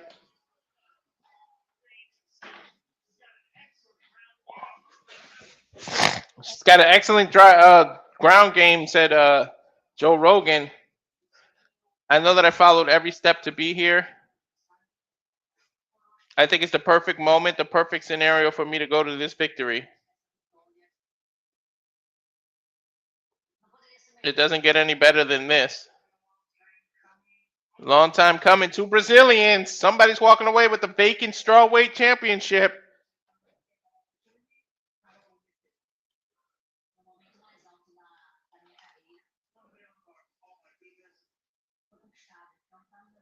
Co-main event here. 5 rounds for the vacant. Again, the strawweight division was vacant. Rosenbaum and Nunez, all the greats moved up to 125. So that the title is vacant right now.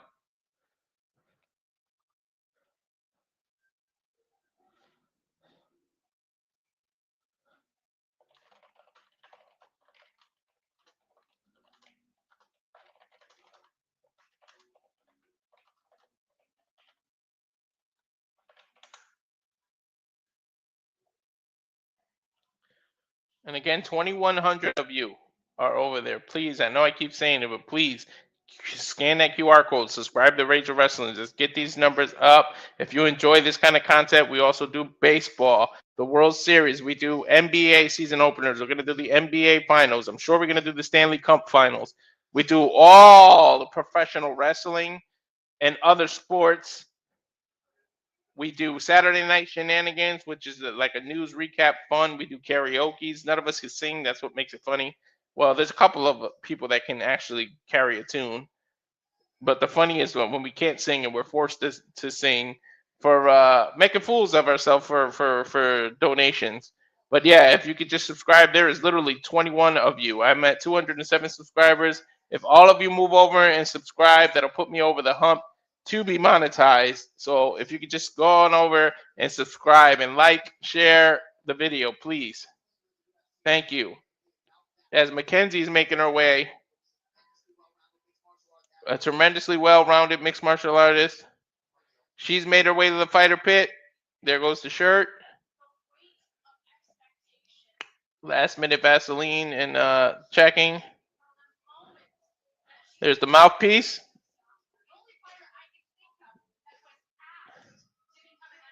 Referee checking.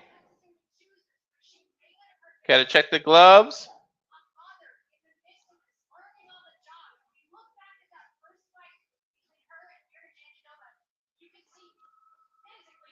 Showing the gloves are wrapped. She's still got her mouthpiece. Let her in the cage. What are you doing? How much Vaseline are you gonna put on her?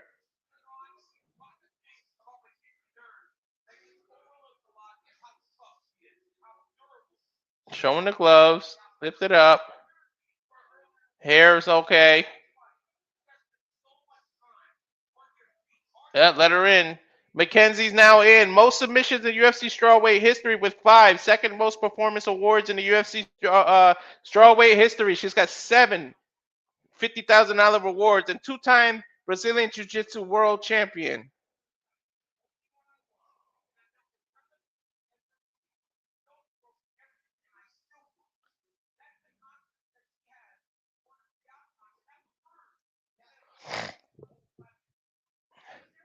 Here comes her opponent. What? They still haven't let her in. They got the camera on Mackenzie. I mean, she's beautiful. I see why they don't take the camera off her. But come on, let's chop chop. Let's get to it.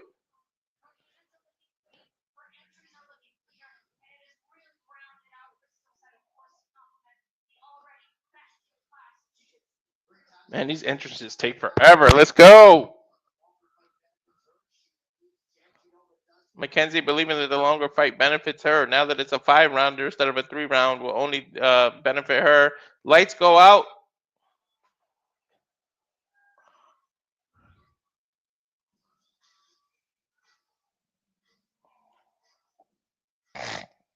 There's her music, whatever she's coming out to. I tried to lower it. I can't really hear it.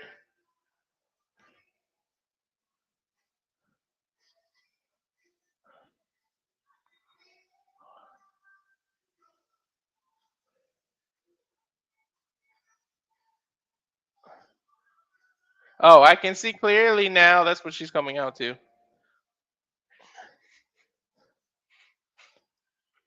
Virna Jandiroba from Charquina, Bahia, Brazil.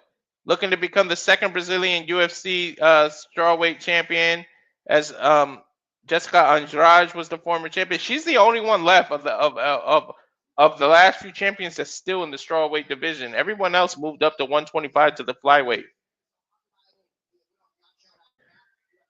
Coming out nonchalant. I love her attitude.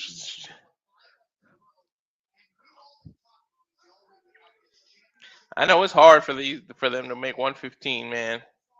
I'm surprised this division even exists still.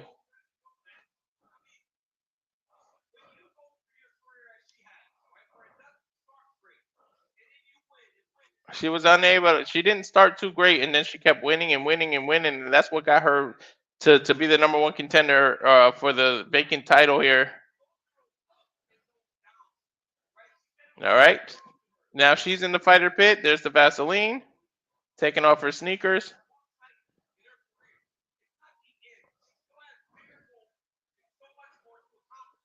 Turning to her corner, hugging her corners and her coaches. Now, this is her first 5-round fight, so it'd be nice it'd be a good test to see how she handles it. Hugging everyone. Need to get our mouthpiece in. Swigging water. Get your mouthpiece in. There's the mouthpiece. Now, there's the Vaseline. She's the longest active win streak in UFC strawweight division with 5 straight wins. She's the former Invicta strawweight champion, third most top position time in UFC strawweight history. 47 minutes and 20 seconds total of top time, which means she wrestles. UFC props to watch. Jandiroba to win by submission is plus 500. Dern to win by submission is plus 275. So you bet 100, you win 5. You bet 100 on Dern to win, you get 275.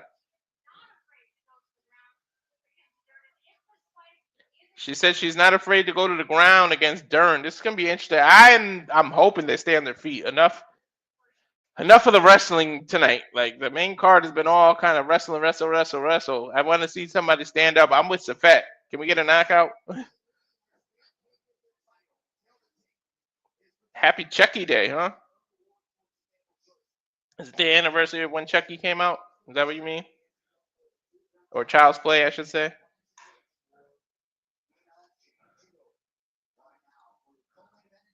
Here we go. Co-main event introductions. Bruce Buffer one more time.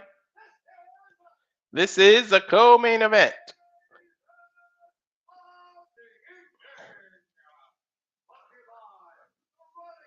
Brought to you by The Running Man. Stupid that they remade it again.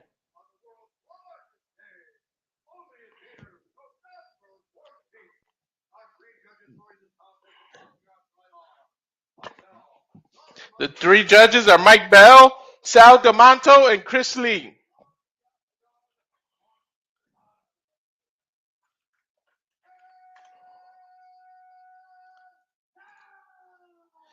Now, here we go, baby.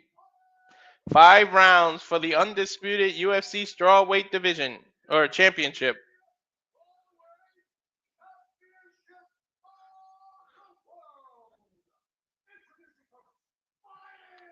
Right before Halloween. Introducing first, fighting 15-5. She's 5'4", 115 pounds out of Huntington Beach, California, originally from Brazil. She's a minus 150 favorite. All her fights, 8, she has entered, out of her 8 fights, she has entered the favorite 4 times, including this one.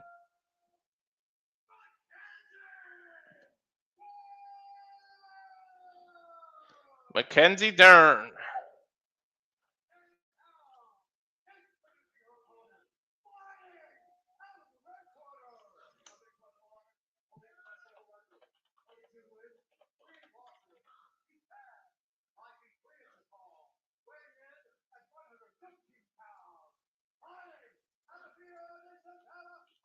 Virna Jandiroba.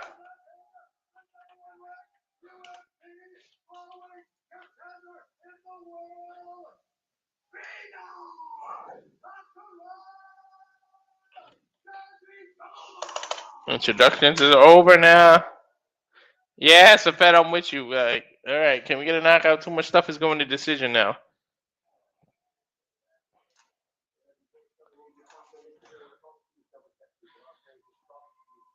Referee touching gloves. Respect here. Backing out. Last time they fought was amongst the global pandemic, December 20th, 2020. Mackenzie won by unanimous decision.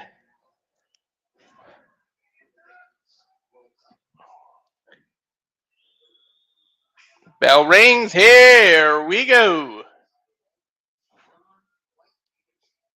Mackenzie Dern filling out. Nice leg kick by Byrne and answered immediately by Dern.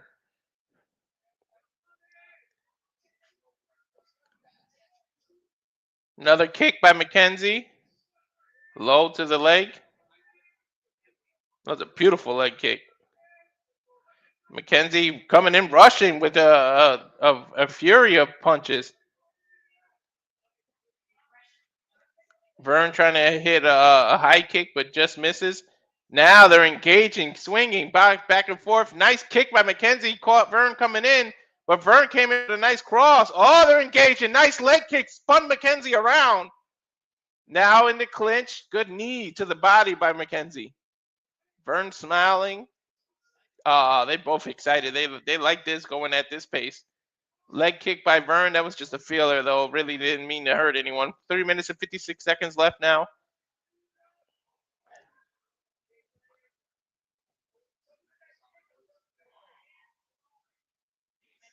One, two by Vern.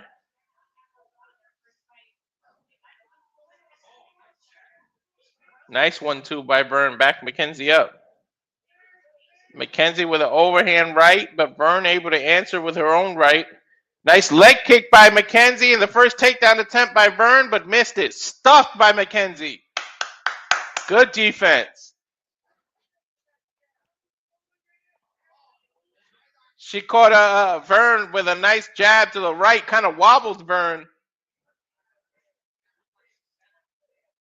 Oh, overhand right by Vern to caught Mackenzie right back. This is a good back and forth fight. Here we go. Little push leg kick by Virna.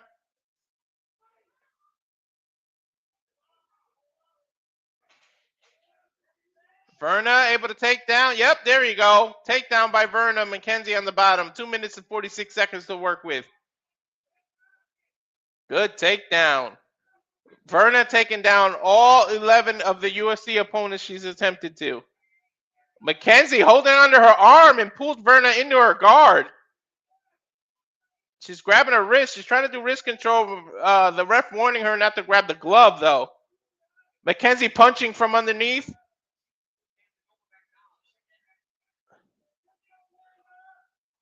Now she's trying to do these up kicks. Virna dropping down with a hammer fist. Virna trying to punch. Mackenzie trying to punch from underneath. Mackenzie knows how to operate off her back. She has a dangerous guard. Both back to their feet.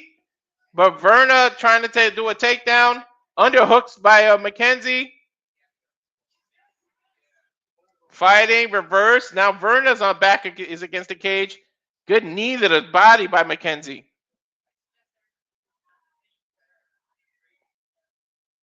Backed away. Now they're both back to their feet. Good exchange. Mackenzie able to get up. Nice overhand by Mackenzie. Virna bouncing. Overhand to the left. Left and right by Virna. Hands looking good. Goes for the takedown again and gets it. Able to take Mackenzie down is Virna.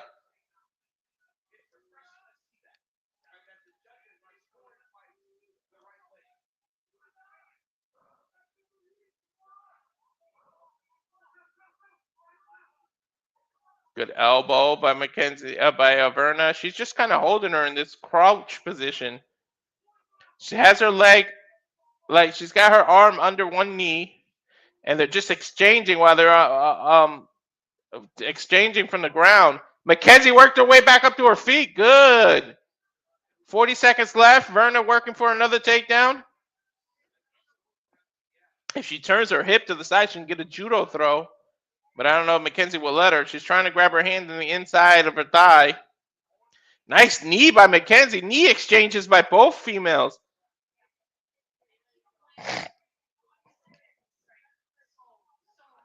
Underhook by Virna.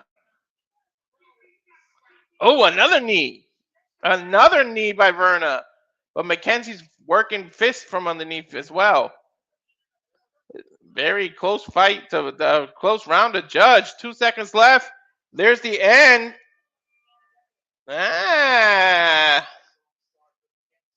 Mackenzie had a strong start, and so did Virna. That was a good close round. I'm not sure who to give it to. Virna might have slighted it down with the 2 takedowns, but Mackenzie, she didn't control Mackenzie too well. So we'll see.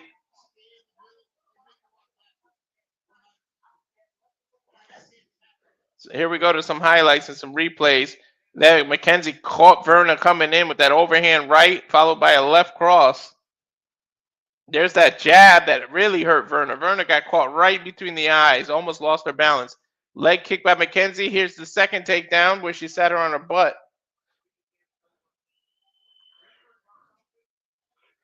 Great first round.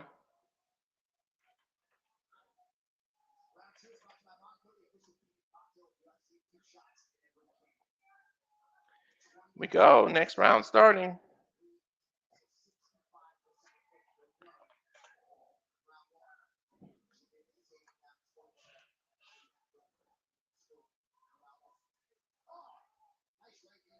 Nice right hand by Mackenzie.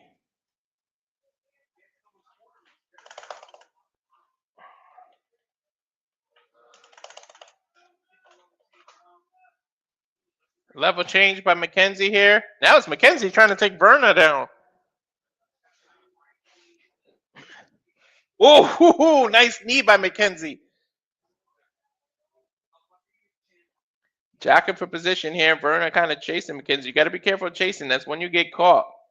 Mackenzie almost caught her with a right hand coming in. Now she's just letting her hands go. Both fighters letting their hands go. This is what I'm talking about. 4 minutes and 9 seconds left. Virna was telling Mackenzie, this didn't bother me, bring it on, and they just kept swinging. Nice overhand by Mackenzie, by Virna. Now Virna coming in. Oh, haymaker overhand right. Not sure if she really caught Mackenzie though. Nice leg kick, but left herself vulnerable. Mackenzie replied. Mackenzie caught her coming in again. Virna has to stop rushing in. Oh, man. Virna's trying to knock her out with these overhand rights. Referee picked something off the canvas. I think Mackenzie's headband came off.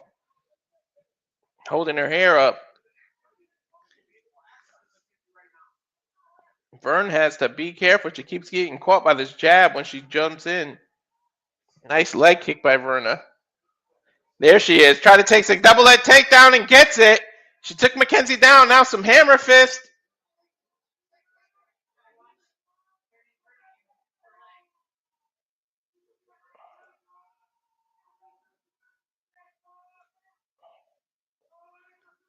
Some hammer fist now.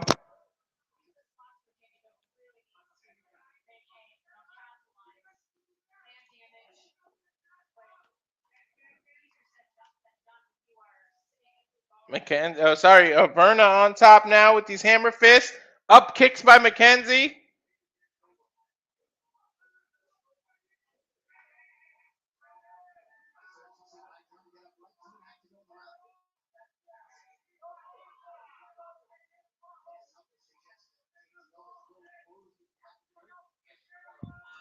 I think Virna might have closed this gap here based on these numbers. This is Virna's round so far. She is bleeding over the eye, so I don't know. Visuals help judges sometimes. She's doubling up the jab now. She's trying to go for an overhand right. Knock something off of Mackenzie. I think another hair tie. Or now they're Virna with a nice left jab. Goes for the takedown again. Mackenzie reverses it. Ends up on top. They roll. And now Virna's on top. Nice hammer fist. Mackenzie is hammer fisted from underneath. She can knock her out from underneath. Oh my God, these elbows and hammer fist from underneath. Virna kind of lays down so that she can't get her with the elbow.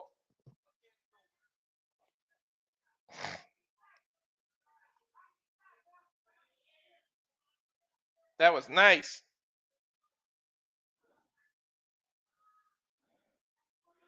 He's nice, beautiful. Mackenzie able to fight from underneath very well. Virna with these hammer fists though from up top.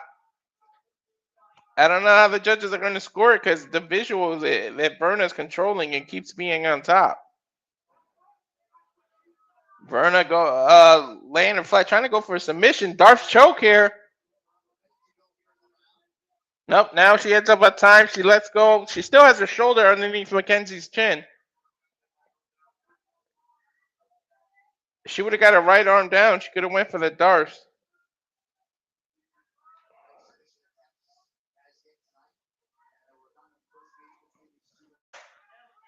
No submission attempts from either fighter for tonight so far, and there was none in the first fight either.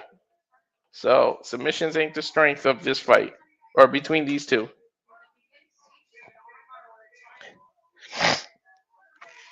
Virna stands up. Mackenzie stays on the ground trying to do up kicks. Virna just backs up out of range, and then flies in with a left crook. That was nice. Good visual. I think that was Virna's round here. We could very well be 1-1 right now.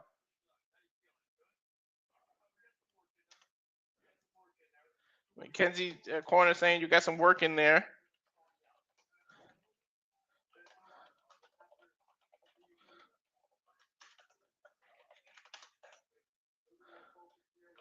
So you need to get a little more focus in there, a little more head movement.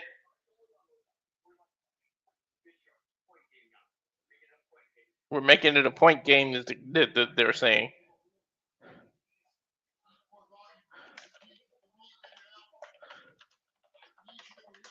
I need you to believe in yourself is what Virna's corner is telling her. Take her down. I guess she's going to keep implementing that wrestling strategy.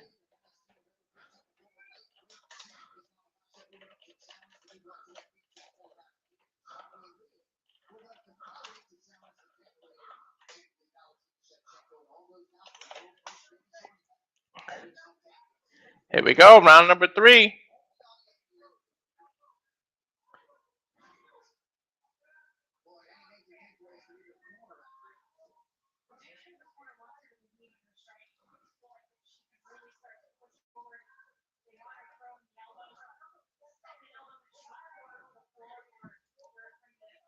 They want Virna's corner wants her to throw more elbows. Took her down again. But Mackenzie keeps pulling on that arm and the hand, trying to get wrist control. Mackenzie trying to get up with the body triangle, using to get up, but she is fighting from underneath with these elbows to Virna's head and hammer fist.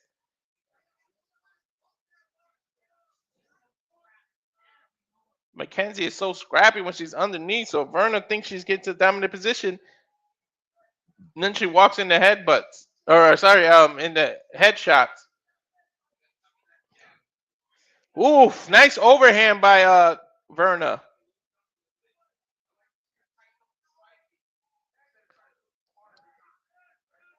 Virna goes for the takedown. Mackenzie able to get out of range. Now Mackenzie goes for a takedown, but backs Virna into the corner. Nice knee to the body.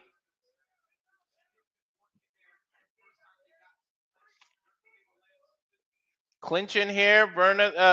Mackenzie has a single leg. Virna able to do some elbows from the side of Mackenzie's head. Mackenzie relentless, won't let go of the leg lock of the single leg. Now she's trying to do a waist lock, front waist lock. Another knee to the body by Mackenzie. I'm surprised Mackenzie went to the takedown. Both opponents now going for the knees.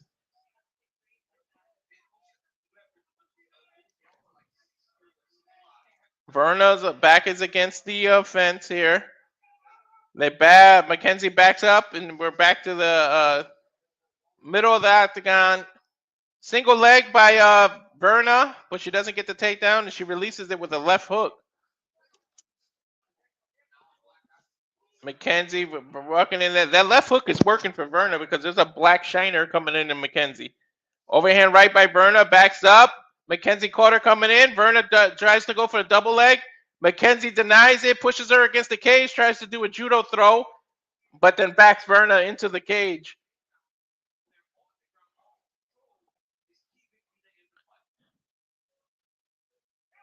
Nice knee by Virna to the middle.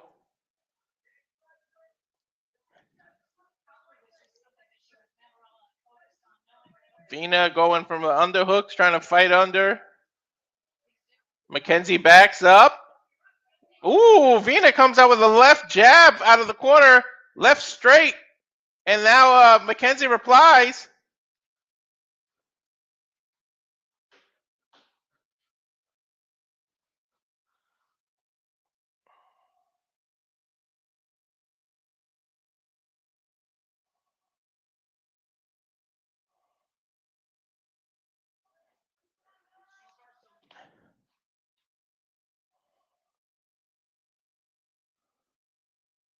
Sorry, folks. Something happened to my ESPN app. What the heck happened? Somebody called me at the same time and screwed up that app I was watching.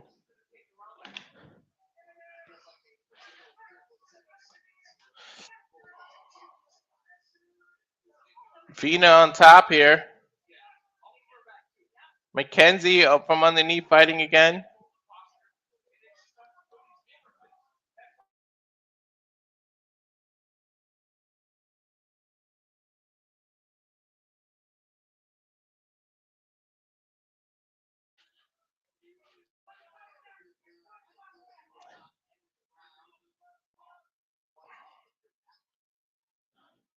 Mackenzie needs to get off her back. You don't want to end the round by being on the back. It doesn't look good to the judges at all.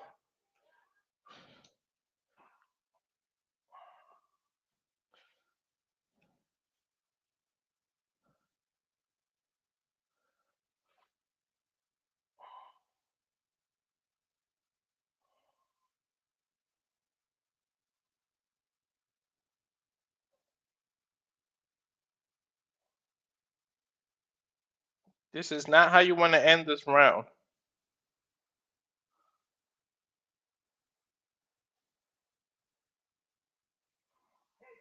It's the end of the round, though. Telling Virna, breathe, breathe. I need you to breathe. Very good round. I don't know. Her ending the round on top like that might sway the judges.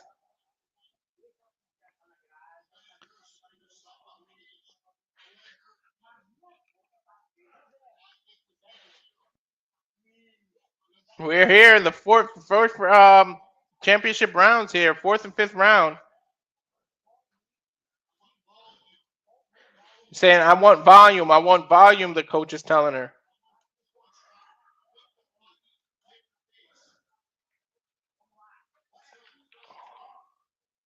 Let's go. Let's go.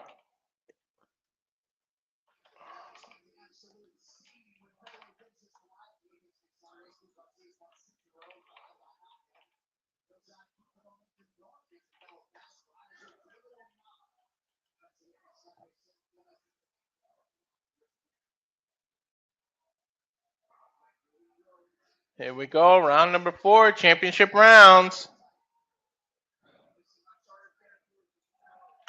Virna, uncharted waters. She's never been out of the third round. She's never had a 5-round fight. Now she's out. She's in the 4th round now.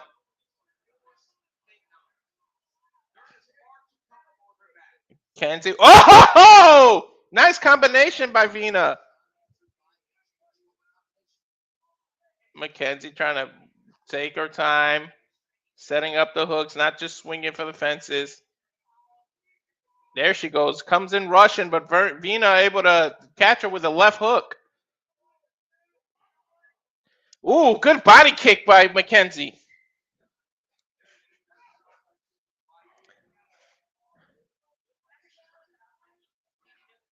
Oh, Virna fakes the takedown and then goes across the top. That was smart.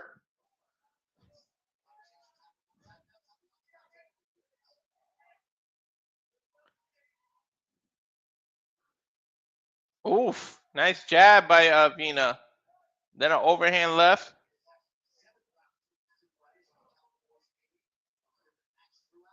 Mackenzie able to get a jab there. Pace is slowed down a lot. Virna backing up. Good jab to the body. Mackenzie with a jab to the face. Overhand right by Virna. Answered by Mackenzie with a left-right combination or right-left combination. Virna with an overhand right. Fakes a kick. Mackenzie able to do a leg kick. Both females did a leg kick at the same time. Another leg kick by Virna. Switches stance. Oh, Mackenzie came rushed in and knocked Virna back to the fence, going for a double leg takedown, but she's too wide. Virna's wide stance for that takedown. You're not gonna get it. Mackenzie abandons it. Now exchanging knees to the body. Crowd or the corner man yelling for her to elbow. She's got underhooks on Mackenzie, Virna does, and she's kneeing her in the gut, but Mackenzie's also responding with knees. I think that last knee to Virna hurt her. She started wincing and then moved a little. Now separate, back to the center of the octagon. Nice 1-2 combination by Virna. Leg kick by Virna. Mackenzie keeps coming in with these rushes. If Virna could catch her in the middle of this rush, it will be a knockout. But she doesn't telegraph. Mackenzie doesn't telegraph. That's the problem. So Virna doesn't know when it's coming. There she goes. She fakes a takedown and then hits an overhand left. Got her. Mackenzie tried to come in, rush in, and then Virna just backed up. So Mackenzie just expended a lot of energy but missed them all. Good leg kick by Mackenzie.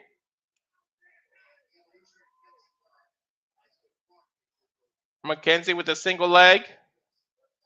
Or sorry, Virna with a single leg, but lets it go, abandons it. Mackenzie answers with a nice 1-2. Virna working behind her jab. She caught Mackenzie coming in with a nice left hook. Woo! She twisted Mackenzie with that. But Mackenzie's just still there, right in her face. Single, double leg takedown. Virna's got a takedown, but let her go. She didn't try to get on top. She just released her. Now she's doing these little kicks to Mackenzie's leg. Mackenzie is dangerous off her back, and Virna knows it. And the referee backs Virna up and lets Mackenzie stand up. Nice 1-2 by Virna. Caught Mackenzie coming in. Nice. Mackenzie with a takedown of her own. Double leg. Nice takedown by Mackenzie. Going into guard here. Virna, we get to see Virna working off her back now. She's got a leg lock across Mackenzie's left leg, not letting her get into a comfortable position and get into a dominant position. Mackenzie trying to work her leg out of there. Now Virna working off her back with a couple of nice body shots. Now she's just holding Mackenzie, hoping the referee stands them up. Not much going on. She doesn't want to risk it. She's not letting Mackenzie prop up, because if she postures up, she can get these dominant blows from the top. 6 seconds left. Virna from underneath. Nice jab. Just holding her, though. She's just holding. Mackenzie's doing these overhands. Hammer fist. End of the round. I think Mackenzie took that one. Mackenzie might be ahead now.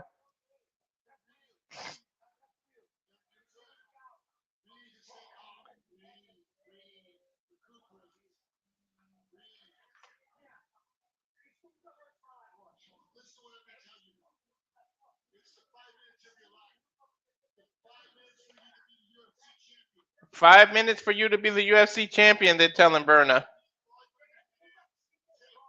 I need takedowns. I need volume. And they're telling Mackenzie's corner, telling her, don't worry about the big one. Worry about being busy. You're going to win this fight, and you're going to do it right now, they're telling her. No decision. So her corner is looking for a knockout.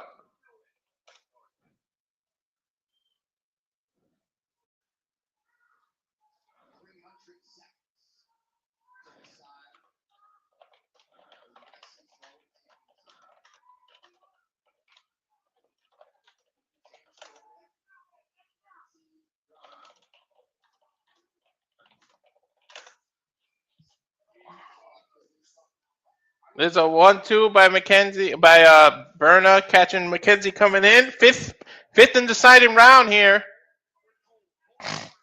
Might come down to who just listens to their corner. Woo, nice jab by Virna, I should say. And then Mackenzie did that rush coming in. Oh, nice jab by Mackenzie here. Mackenzie, oh, they're exchanging. They're going for broke. She went for a spinning back fist, but got taken down from behind by Virna. She stopped her in the middle of the spin. That was nice. That was nice. Definitely caught her trying to do that spinning back fist and tackled her. That's exactly what you should do to secure the takedown. Now she's going for another double leg. Now she's got the body lock. Mackenzie able to fight off that or stuff that takedown. Now they're fighting against the fence. Mackenzie's on the fence. Virna's on top of her. And then she's creating space by leaning her feet back so that those knees that Mackenzie does is ineffective. Now she's using those shoulder shrugs. And then there's an elbow by Virna. Virna's got to be careful because Mackenzie can reverse the position here the way they are. She's got to drop down for the double leg, but she's fighting up top. She doesn't have the wrist control right now for a takedown. There she goes. Now she grabs the single leg, but Mackenzie able to fight it on her side stuff. They're just jockeying for hand position now. Nice knee by Virna. Mackenzie doubled over in pain, but she backs up. Now they're back in the center of the octagon. Nice jab by Virna. 3 minutes to go. Nice jab by Mackenzie. It looked like Virna was going to go down, but I think she was just going for a takedown, so it wasn't the effect of the punch. Oh, Mackenzie able to hit Virna, but Virna answered right back with an overhand right. This fight might come down to this round. Another takedown by Virna, and Mackenzie immediately tries to work a triangle. This is a very close fight. Virna has gotten takedowns in every round. High body lock by Mackenzie. Elbows from underneath, that'll cut you.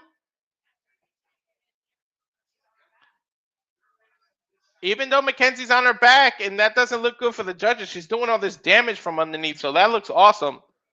And again, there's 26 of you watching, majority on Twitter. Please go on over, scan that QR code, subscribe to Rage of Wrestling. This is why we do things like this. We don't usually do it on Twitter. We do it on YouTube. Please subscribe. Get me over that hump to get monetized. Right now, I'm at 207 subscribers. There's literally over 2,400 of you watching on Twitter. Just go ahead and subscribe. Click that subscribe, click the bell to get notified of all the videos that are upcoming. I ran the commercial at the beginning to show you everything that's upcoming, so please subscribe, like, and share. Thank you. Mackenzie on top, or Mackenzie from underneath doing these kicks to Virna. Virna backing up. She's trying to she's letting Mackenzie get up.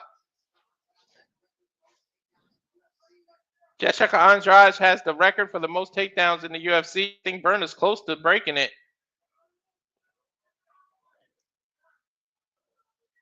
Not much happening engagement-wise.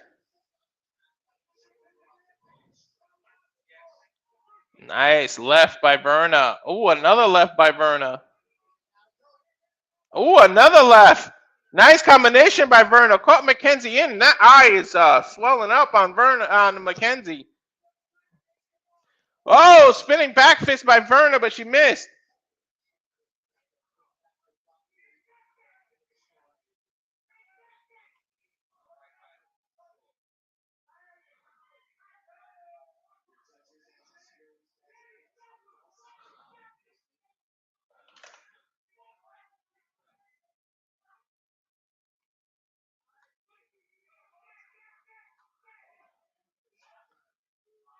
Vern missed with a leg kick.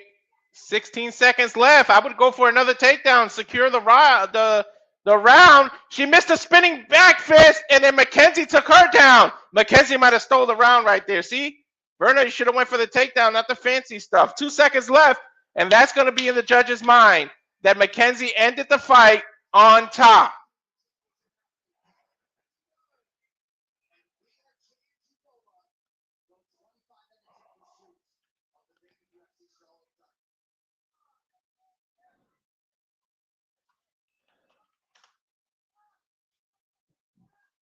That might have done it right there. Mackenzie ended the round. Mackenzie did what Virna did to her. In the middle of a spinning back fist, she went ahead and took her down.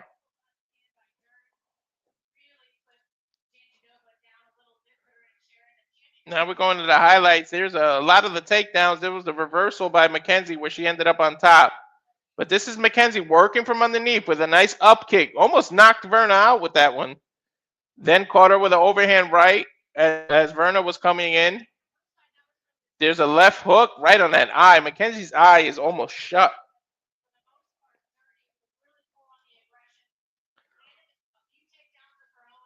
Got a Mackenzie with like 2 or 3 of her own takedowns. Close fight here. I mean, I think Mackenzie might have edged it out, to be honest. But we'll see. We'll see how the judges have been scoring a little weird today, so we'll see.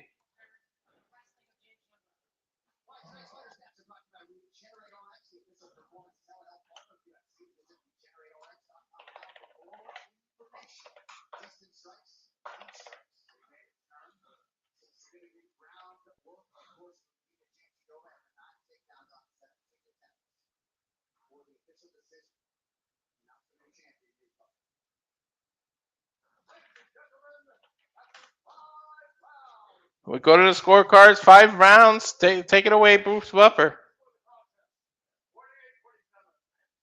48-47. 48-47. 49-46 for your winner by unanimous decision. And of course, new strawweight champion because they're vacant.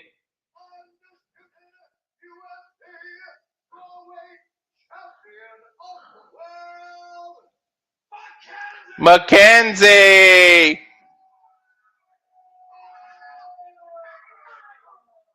Mackenzie Dern wins by unanimous decision. That 49-46 judge, what was he watching? This is a lot closer than that. I don't know, man. Virna was doing those takedowns, doing this and doing that. I don't disagree with the decision. I disagree with the score. It wasn't that much of a domination.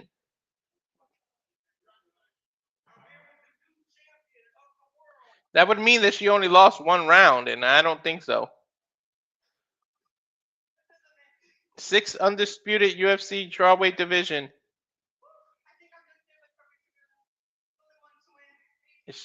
Mackenzie saying, I really wanted to win, and I got a UFC title.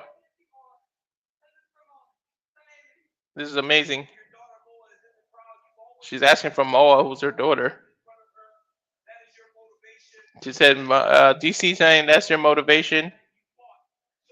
You fought so well.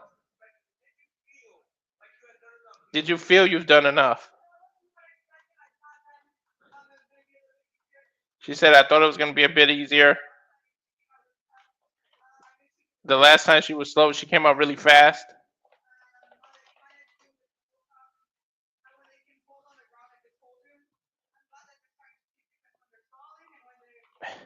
She's saying she's glad the judges can see the difference of when they're sprawling and when they're just holding.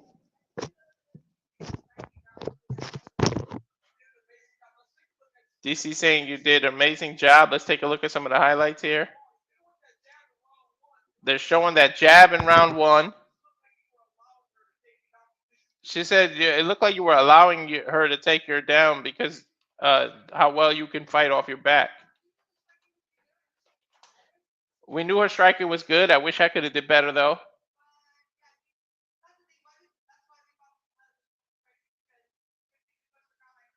But that's why we work on striking, because if I give up the ground, I feel comfortable striking. There's her daughter, Moa.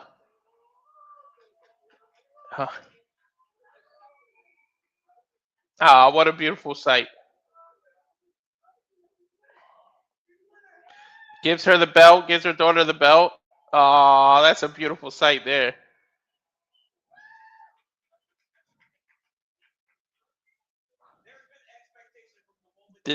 There's been expectations since the moment you walked into this company.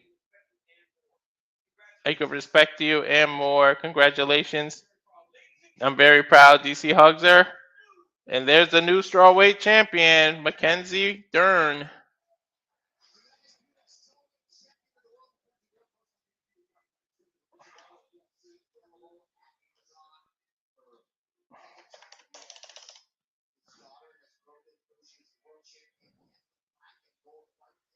So that was a nice fight. I don't know if I agree exactly with the domination of the scorecard. Mackenzie only losing one round. I don't know. Must have been the second because that definitely was Virna's.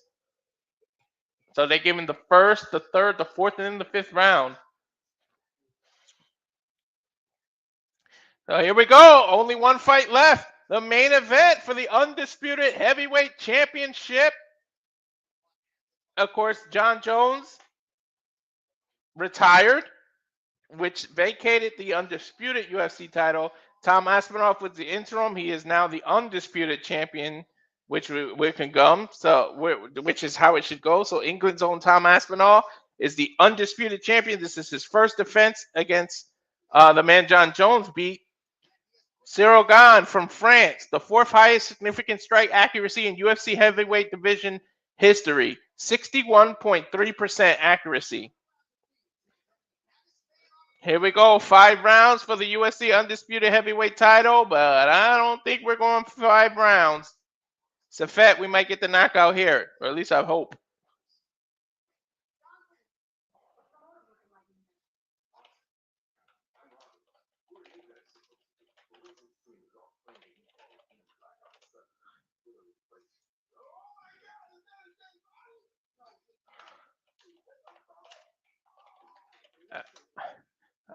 I paid all this money for this fight, and I'm getting Call of Duty commercials. Come on, ESPN. Call of Duty Black Ops 7.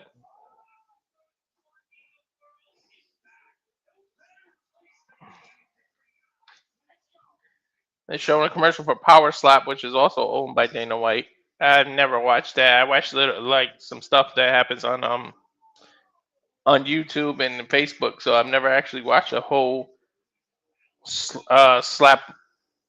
Power Slap actual fight. But the women are getting big in this, man.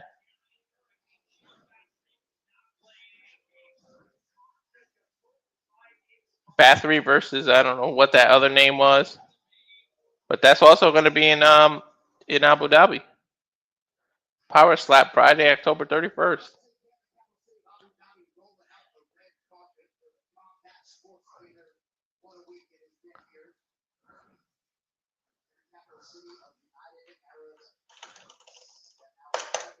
Here we go. Main event. Undisputed heavyweight champion. Champion Tom Aspinall of England's own versus France's Ciryl Gane, the #1 contender. Heavyweight dream matchup, they're saying.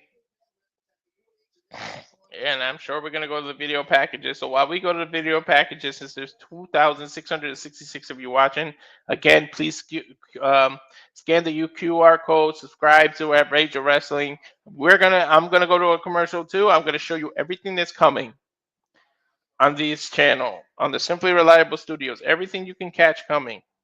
So here's everything you will see. Everything we cover here on Simply Reliable Studios. Stay tuned. I'll be right back. And now for a taste of things to come.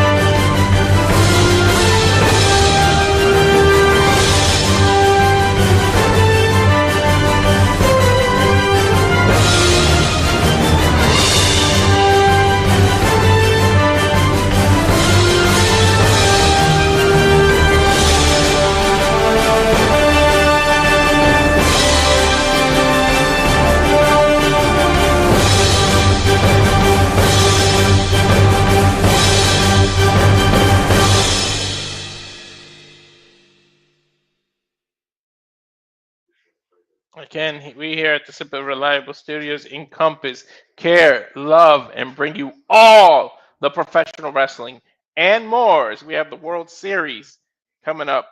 Game 2 is today. We have Halloween Havoc coming up later today. I'm a busy guy. We got Saturday shenanigans.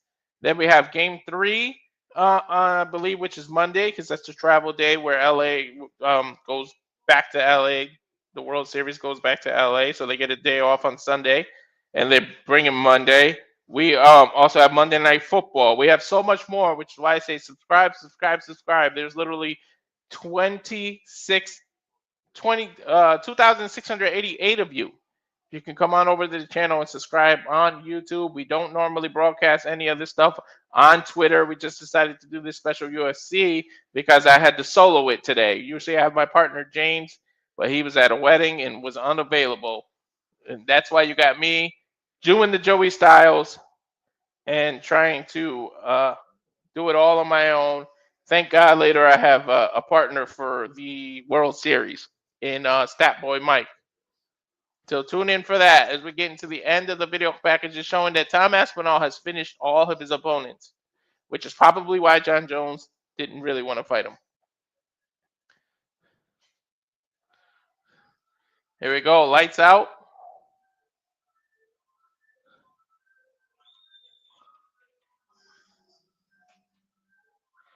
Got to go on mute real quick for a second. I'll be right back.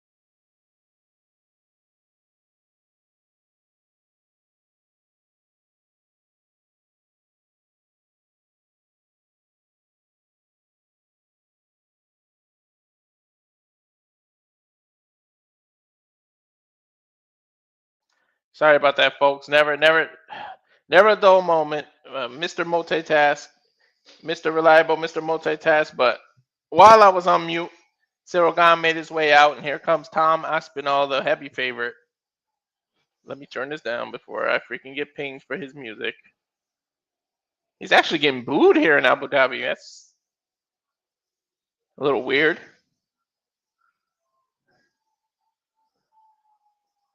Tom Aspinall looking good though, man.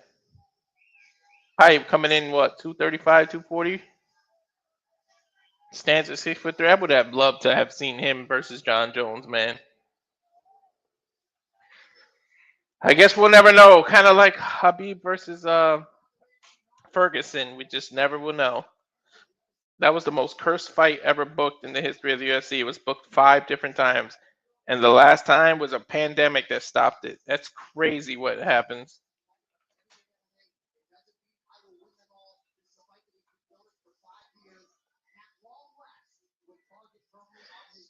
From Salford, England, one of 3 British champions in UFC history, Tom Aspinall, making his way to the fighter's pit now.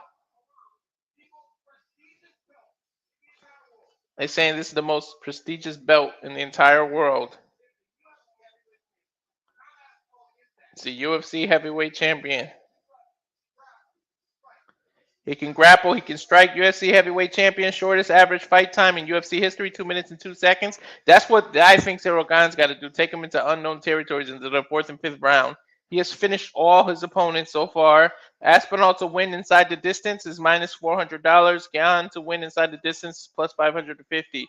So in the betting world, Tom Aspinall is the heavy favorite.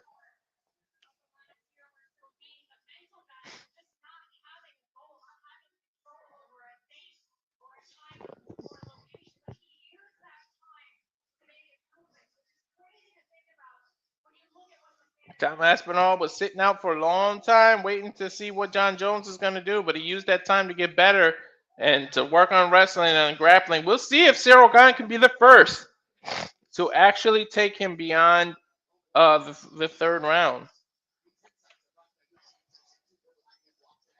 He is 8-1 in the UFC, 89% win rate.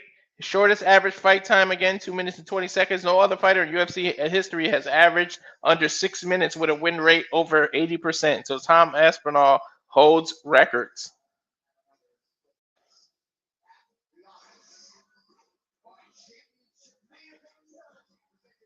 Here we go. Tail of the tape. 32 years age of Tom Aspinall, 6'5".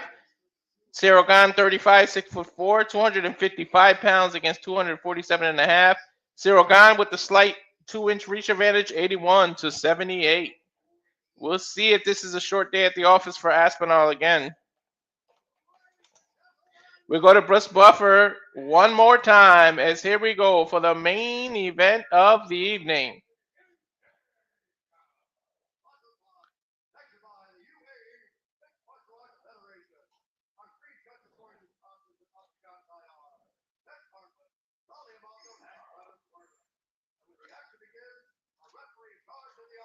Gonna see here.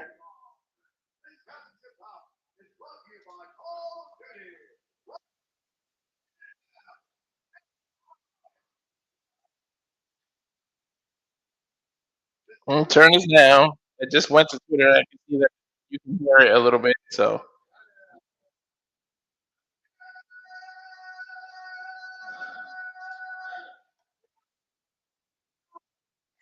here we go.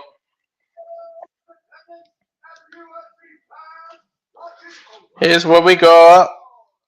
Fan fights waiting round the world.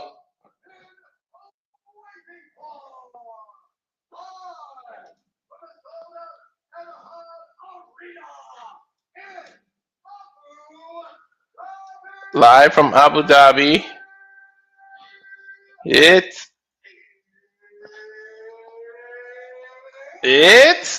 time. 5 rounds for the undisputed UFC heavyweight championship of the world.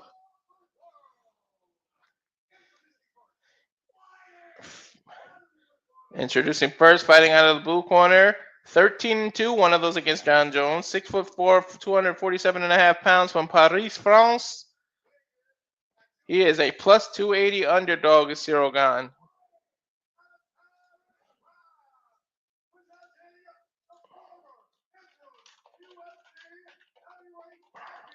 The former UFC interim heavyweight champion. The #1 heavyweight champions contender in the world, Ciryl Gane.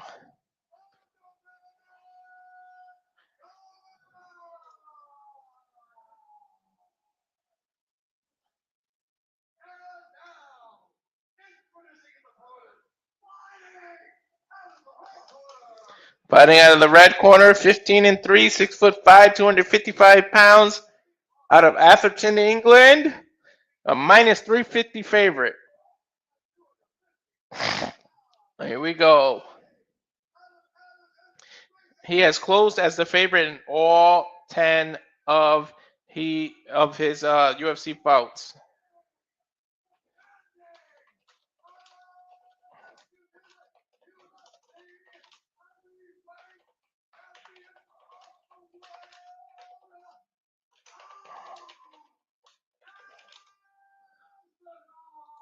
Tom Aspinall.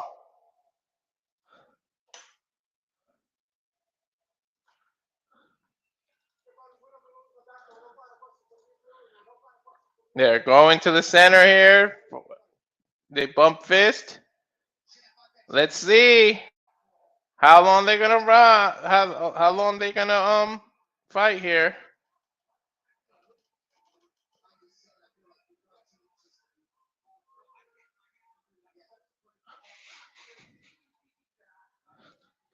Just noticed this whole time that the freaking thing in the corner was wrong.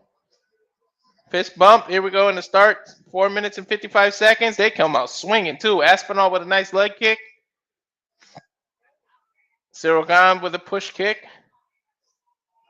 Aspinall came in with a rush left and right, or rights and lefts. Oh, Ciryl Gane with an entered left hand right in the jaw. Aspinall ate that too.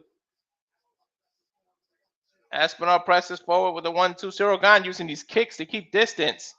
Nice left hook by Aspinall. Gane ate that. That's what Ciryl Gane needs to do, to get these kicks to keep Aspinall away.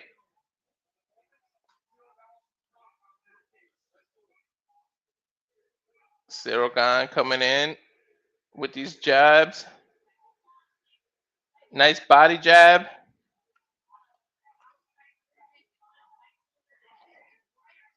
Nice body jab by Ciryl Gane. Aspinall went in for a takedown. Ciryl Gane able to fight it. Pushes him to the side. Backs up. 3 minutes, 50 seconds left to go. Good defense by Ciryl Gane.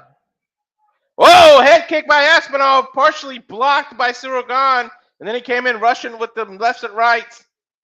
Both men just bouncing left and right. Oh! Ciryl Gane with his hands way down, buddy. Get him up. Nice jab to the body. Aspinall twisting, almost kicked him to the body. Oh, I don't know why Gane keeps dropping his hands. This is crazy. Ciryl Gane, nice jab. Side kick. Aspinall came in. Nice kick at the end of Aspinall's punches. Ciryl Gane pushed forward, almost slipped.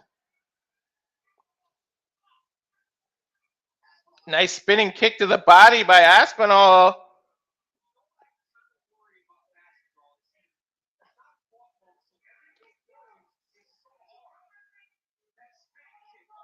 Aspinall just throwing hard, man. Might be, he hasn't fought in so long, so he might tire himself out trying to throw these damn hard punches, trying to knock out Ciryl Gane. He might tire himself out and go right into Ciryl Gane's trap. Or it might benefit Ciryl Gane, not a trap. But, ooh, he comes in with a jab straight down the middle. Crowd getting into it now. Ciryl Gane circling. I don't like that Ciryl Gane keeps having his hands down, man. Looked like Aspinall was going to try to go for a Muay Thai knee. Now he's going left and right. Ooh, Ciryl Gane felt that power and backed up. Now he's coming in and out with those jabs. Smart by Ciryl Gane. Nice leg kick to the inside of Aspinall's leg. Aspinall bouncing back and forth. Not much happening in 1 minute 49 seconds left. Ciryl Gane with a couple of body jabs. Nice overhead. Ciryl Gane just feels like people are overlooking him now. Nice inside leg kick. Can you imagine if he comes in and takes out the champ? All that hype that Aspinall had for John Jones, and Ciryl Gane comes in and ruins it. Minute 30 seconds. Nice overhead left by Ciryl Gane. Aspinall laughs it off and gives him a hand five. That usually means, yeah, you got me, buddy. Nice front kick by Ciryl Gane. Aspinall came in. Aspinall's bleeding out of the nose because that's that jab working for Ciryl Gane. He keeps catching Aspinall. Nice kick by Aspinall to the back of the kidney, to the kidney area of Ciryl Gane because he turned himself. Another jab to the chest, but I think he missed. Aspinall was able to back up.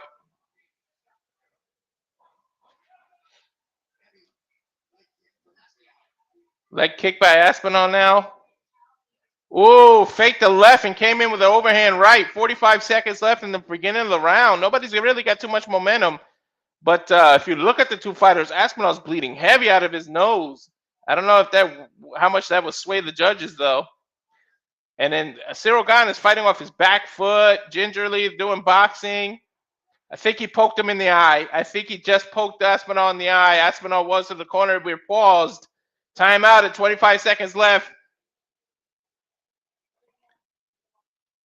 We're showing, yep, he went for a body kick, put his hand up, and Tom Aspinall walked right into it. Of course, unintentional.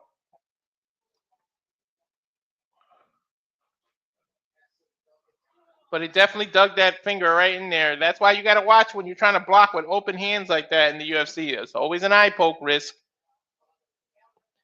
That eye is really bothering Aspinall.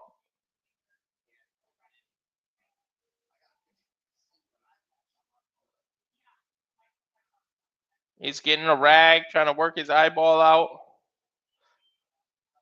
I know it hurts. I try to take my contact out and scratch my eye and hurt my cornea, so I know that pain. So I can imagine somebody else just poking you dead in the eye. We're timed out. Round one. There was 25 seconds on the clock. I hope this fight doesn't end this way after all that hype. But Tom Aspinall cannot see. He's blinking hard.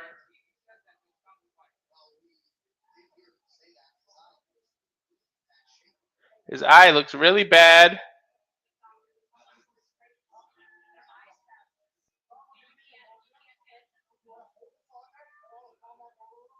Referee's telling him to hold it on there. Stop letting the press go. But you can see definitely Ciryl Gane got him right in the eye. That's a good leg kick. All this hype, please don't let me spend my money on this and then this happens.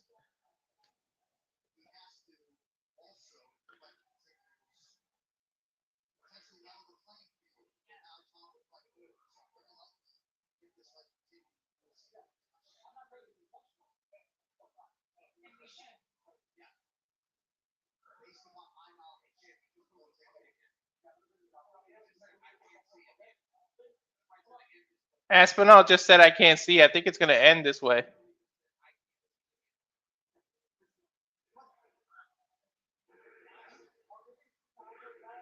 Referee saying I'm giving you some extra time. You got 5 minutes. We're at 2 minutes and 30 seconds here.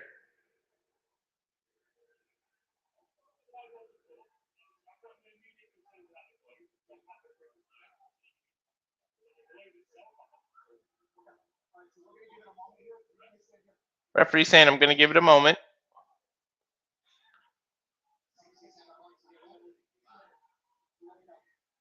He said, you let me know. Ciryl Gane pointing in there. Man, Aspinall's in pain, dude. Definitely unintentional. 3 minutes and 14 seconds. Everybody's booing.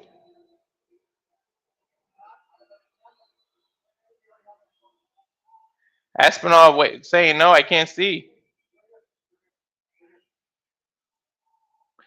Referee hasn't officially waved it off, but Aspinall looks like he doesn't want to continue.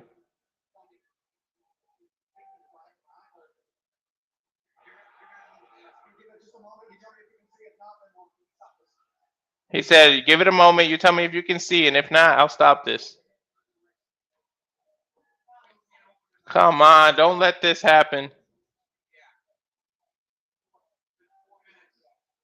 We're at 4 minutes of stop time.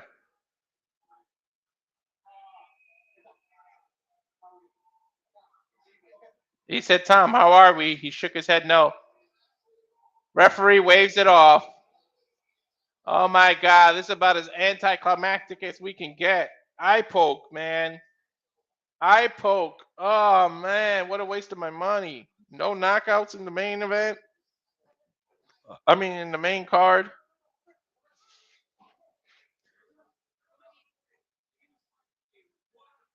Ciryl Gane just walking around in disappointment. Referee saying, hey, come here, come here, come here, come here. I mean, it's unfortunate. This is why this happens a lot with John Jones too. You have got to stop opening your hand when you defend. Ciryl Gane is just devastated on his knees. They're gonna have to rebook this fight. Maybe add it to the Madison Square Garden card. Who knows? That sucks because Gane was having success. That jab was just on point. He bloodied Aspinall, nose all up. There might be an argument saying that Aspinall just didn't want to continue because he was overwhelmed, but we'll see.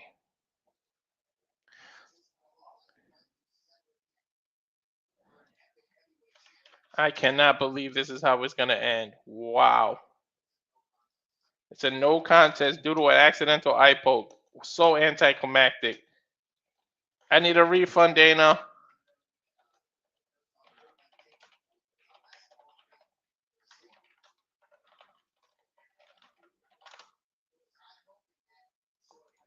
Man, that sucks.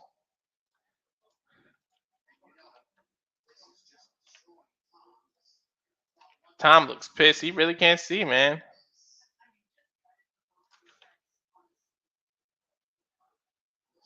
You got to feel bad for both men here.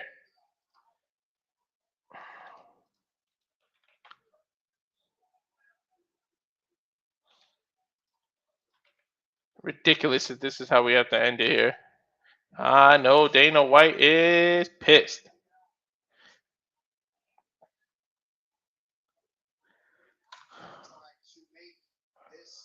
We got to make this official. We go to Bruce Buffer one more time. Ladies and gentlemen, this is going to end in a no contest. 4 minutes and 35 seconds of the first round. This fight is declared a no contest to an eye poke. DC said, don't leave. I'm here with Tom Aspinall. He said, take us through your thought process.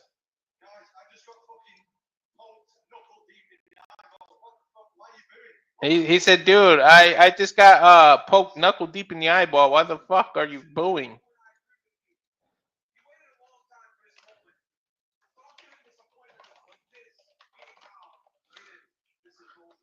He said, this is bullshit, Tom Aspinall is saying. He said, complete bullshit, and I'm pissed off.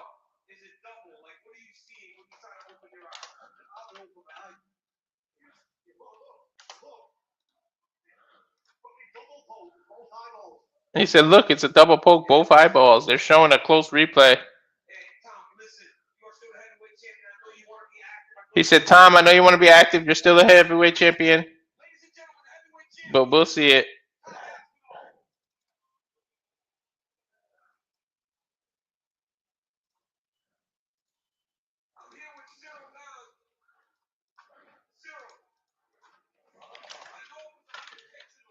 Ciryl, I know it was unintentional. But after the fight was called off, he said, I'm very sorry about that. for everybody.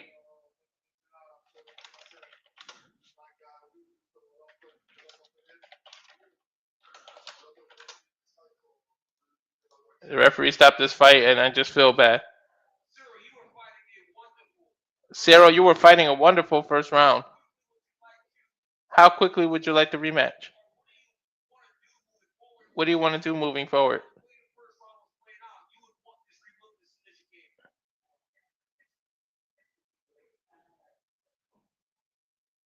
He's got a translator.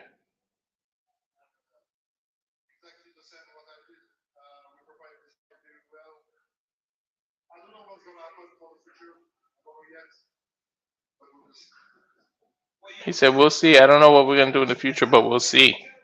So this is about as anticlimactic as you can get. But that's how UFC 321 ends. Aspinall versus Gane in a no contest due to an eye poke. 4 minutes and 35 seconds into the fight. Damn, what a letdown.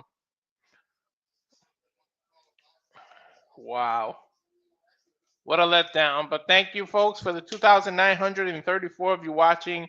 Again, I know it sounds like I'm begging, but please, please go on over. Subscribe to the channel so we can bring more action. It's not always on Twitter. If all 2,000 of you, 2,900 of you went over and subscribed, I would get over the hump to get monetized, which means I can bring you more and more of this. And I really need it because we got to save up for this WrestleMania trip coming up. So with that, I thank you for watching. I'm so sorry that was anticlimactic at the end there, my dang self. But we'll see you soon. And tune in tonight for World Series Game 2 with Statboy and I bring you Game 2 live from Toronto, Canada. And I believe Nick will be there as well.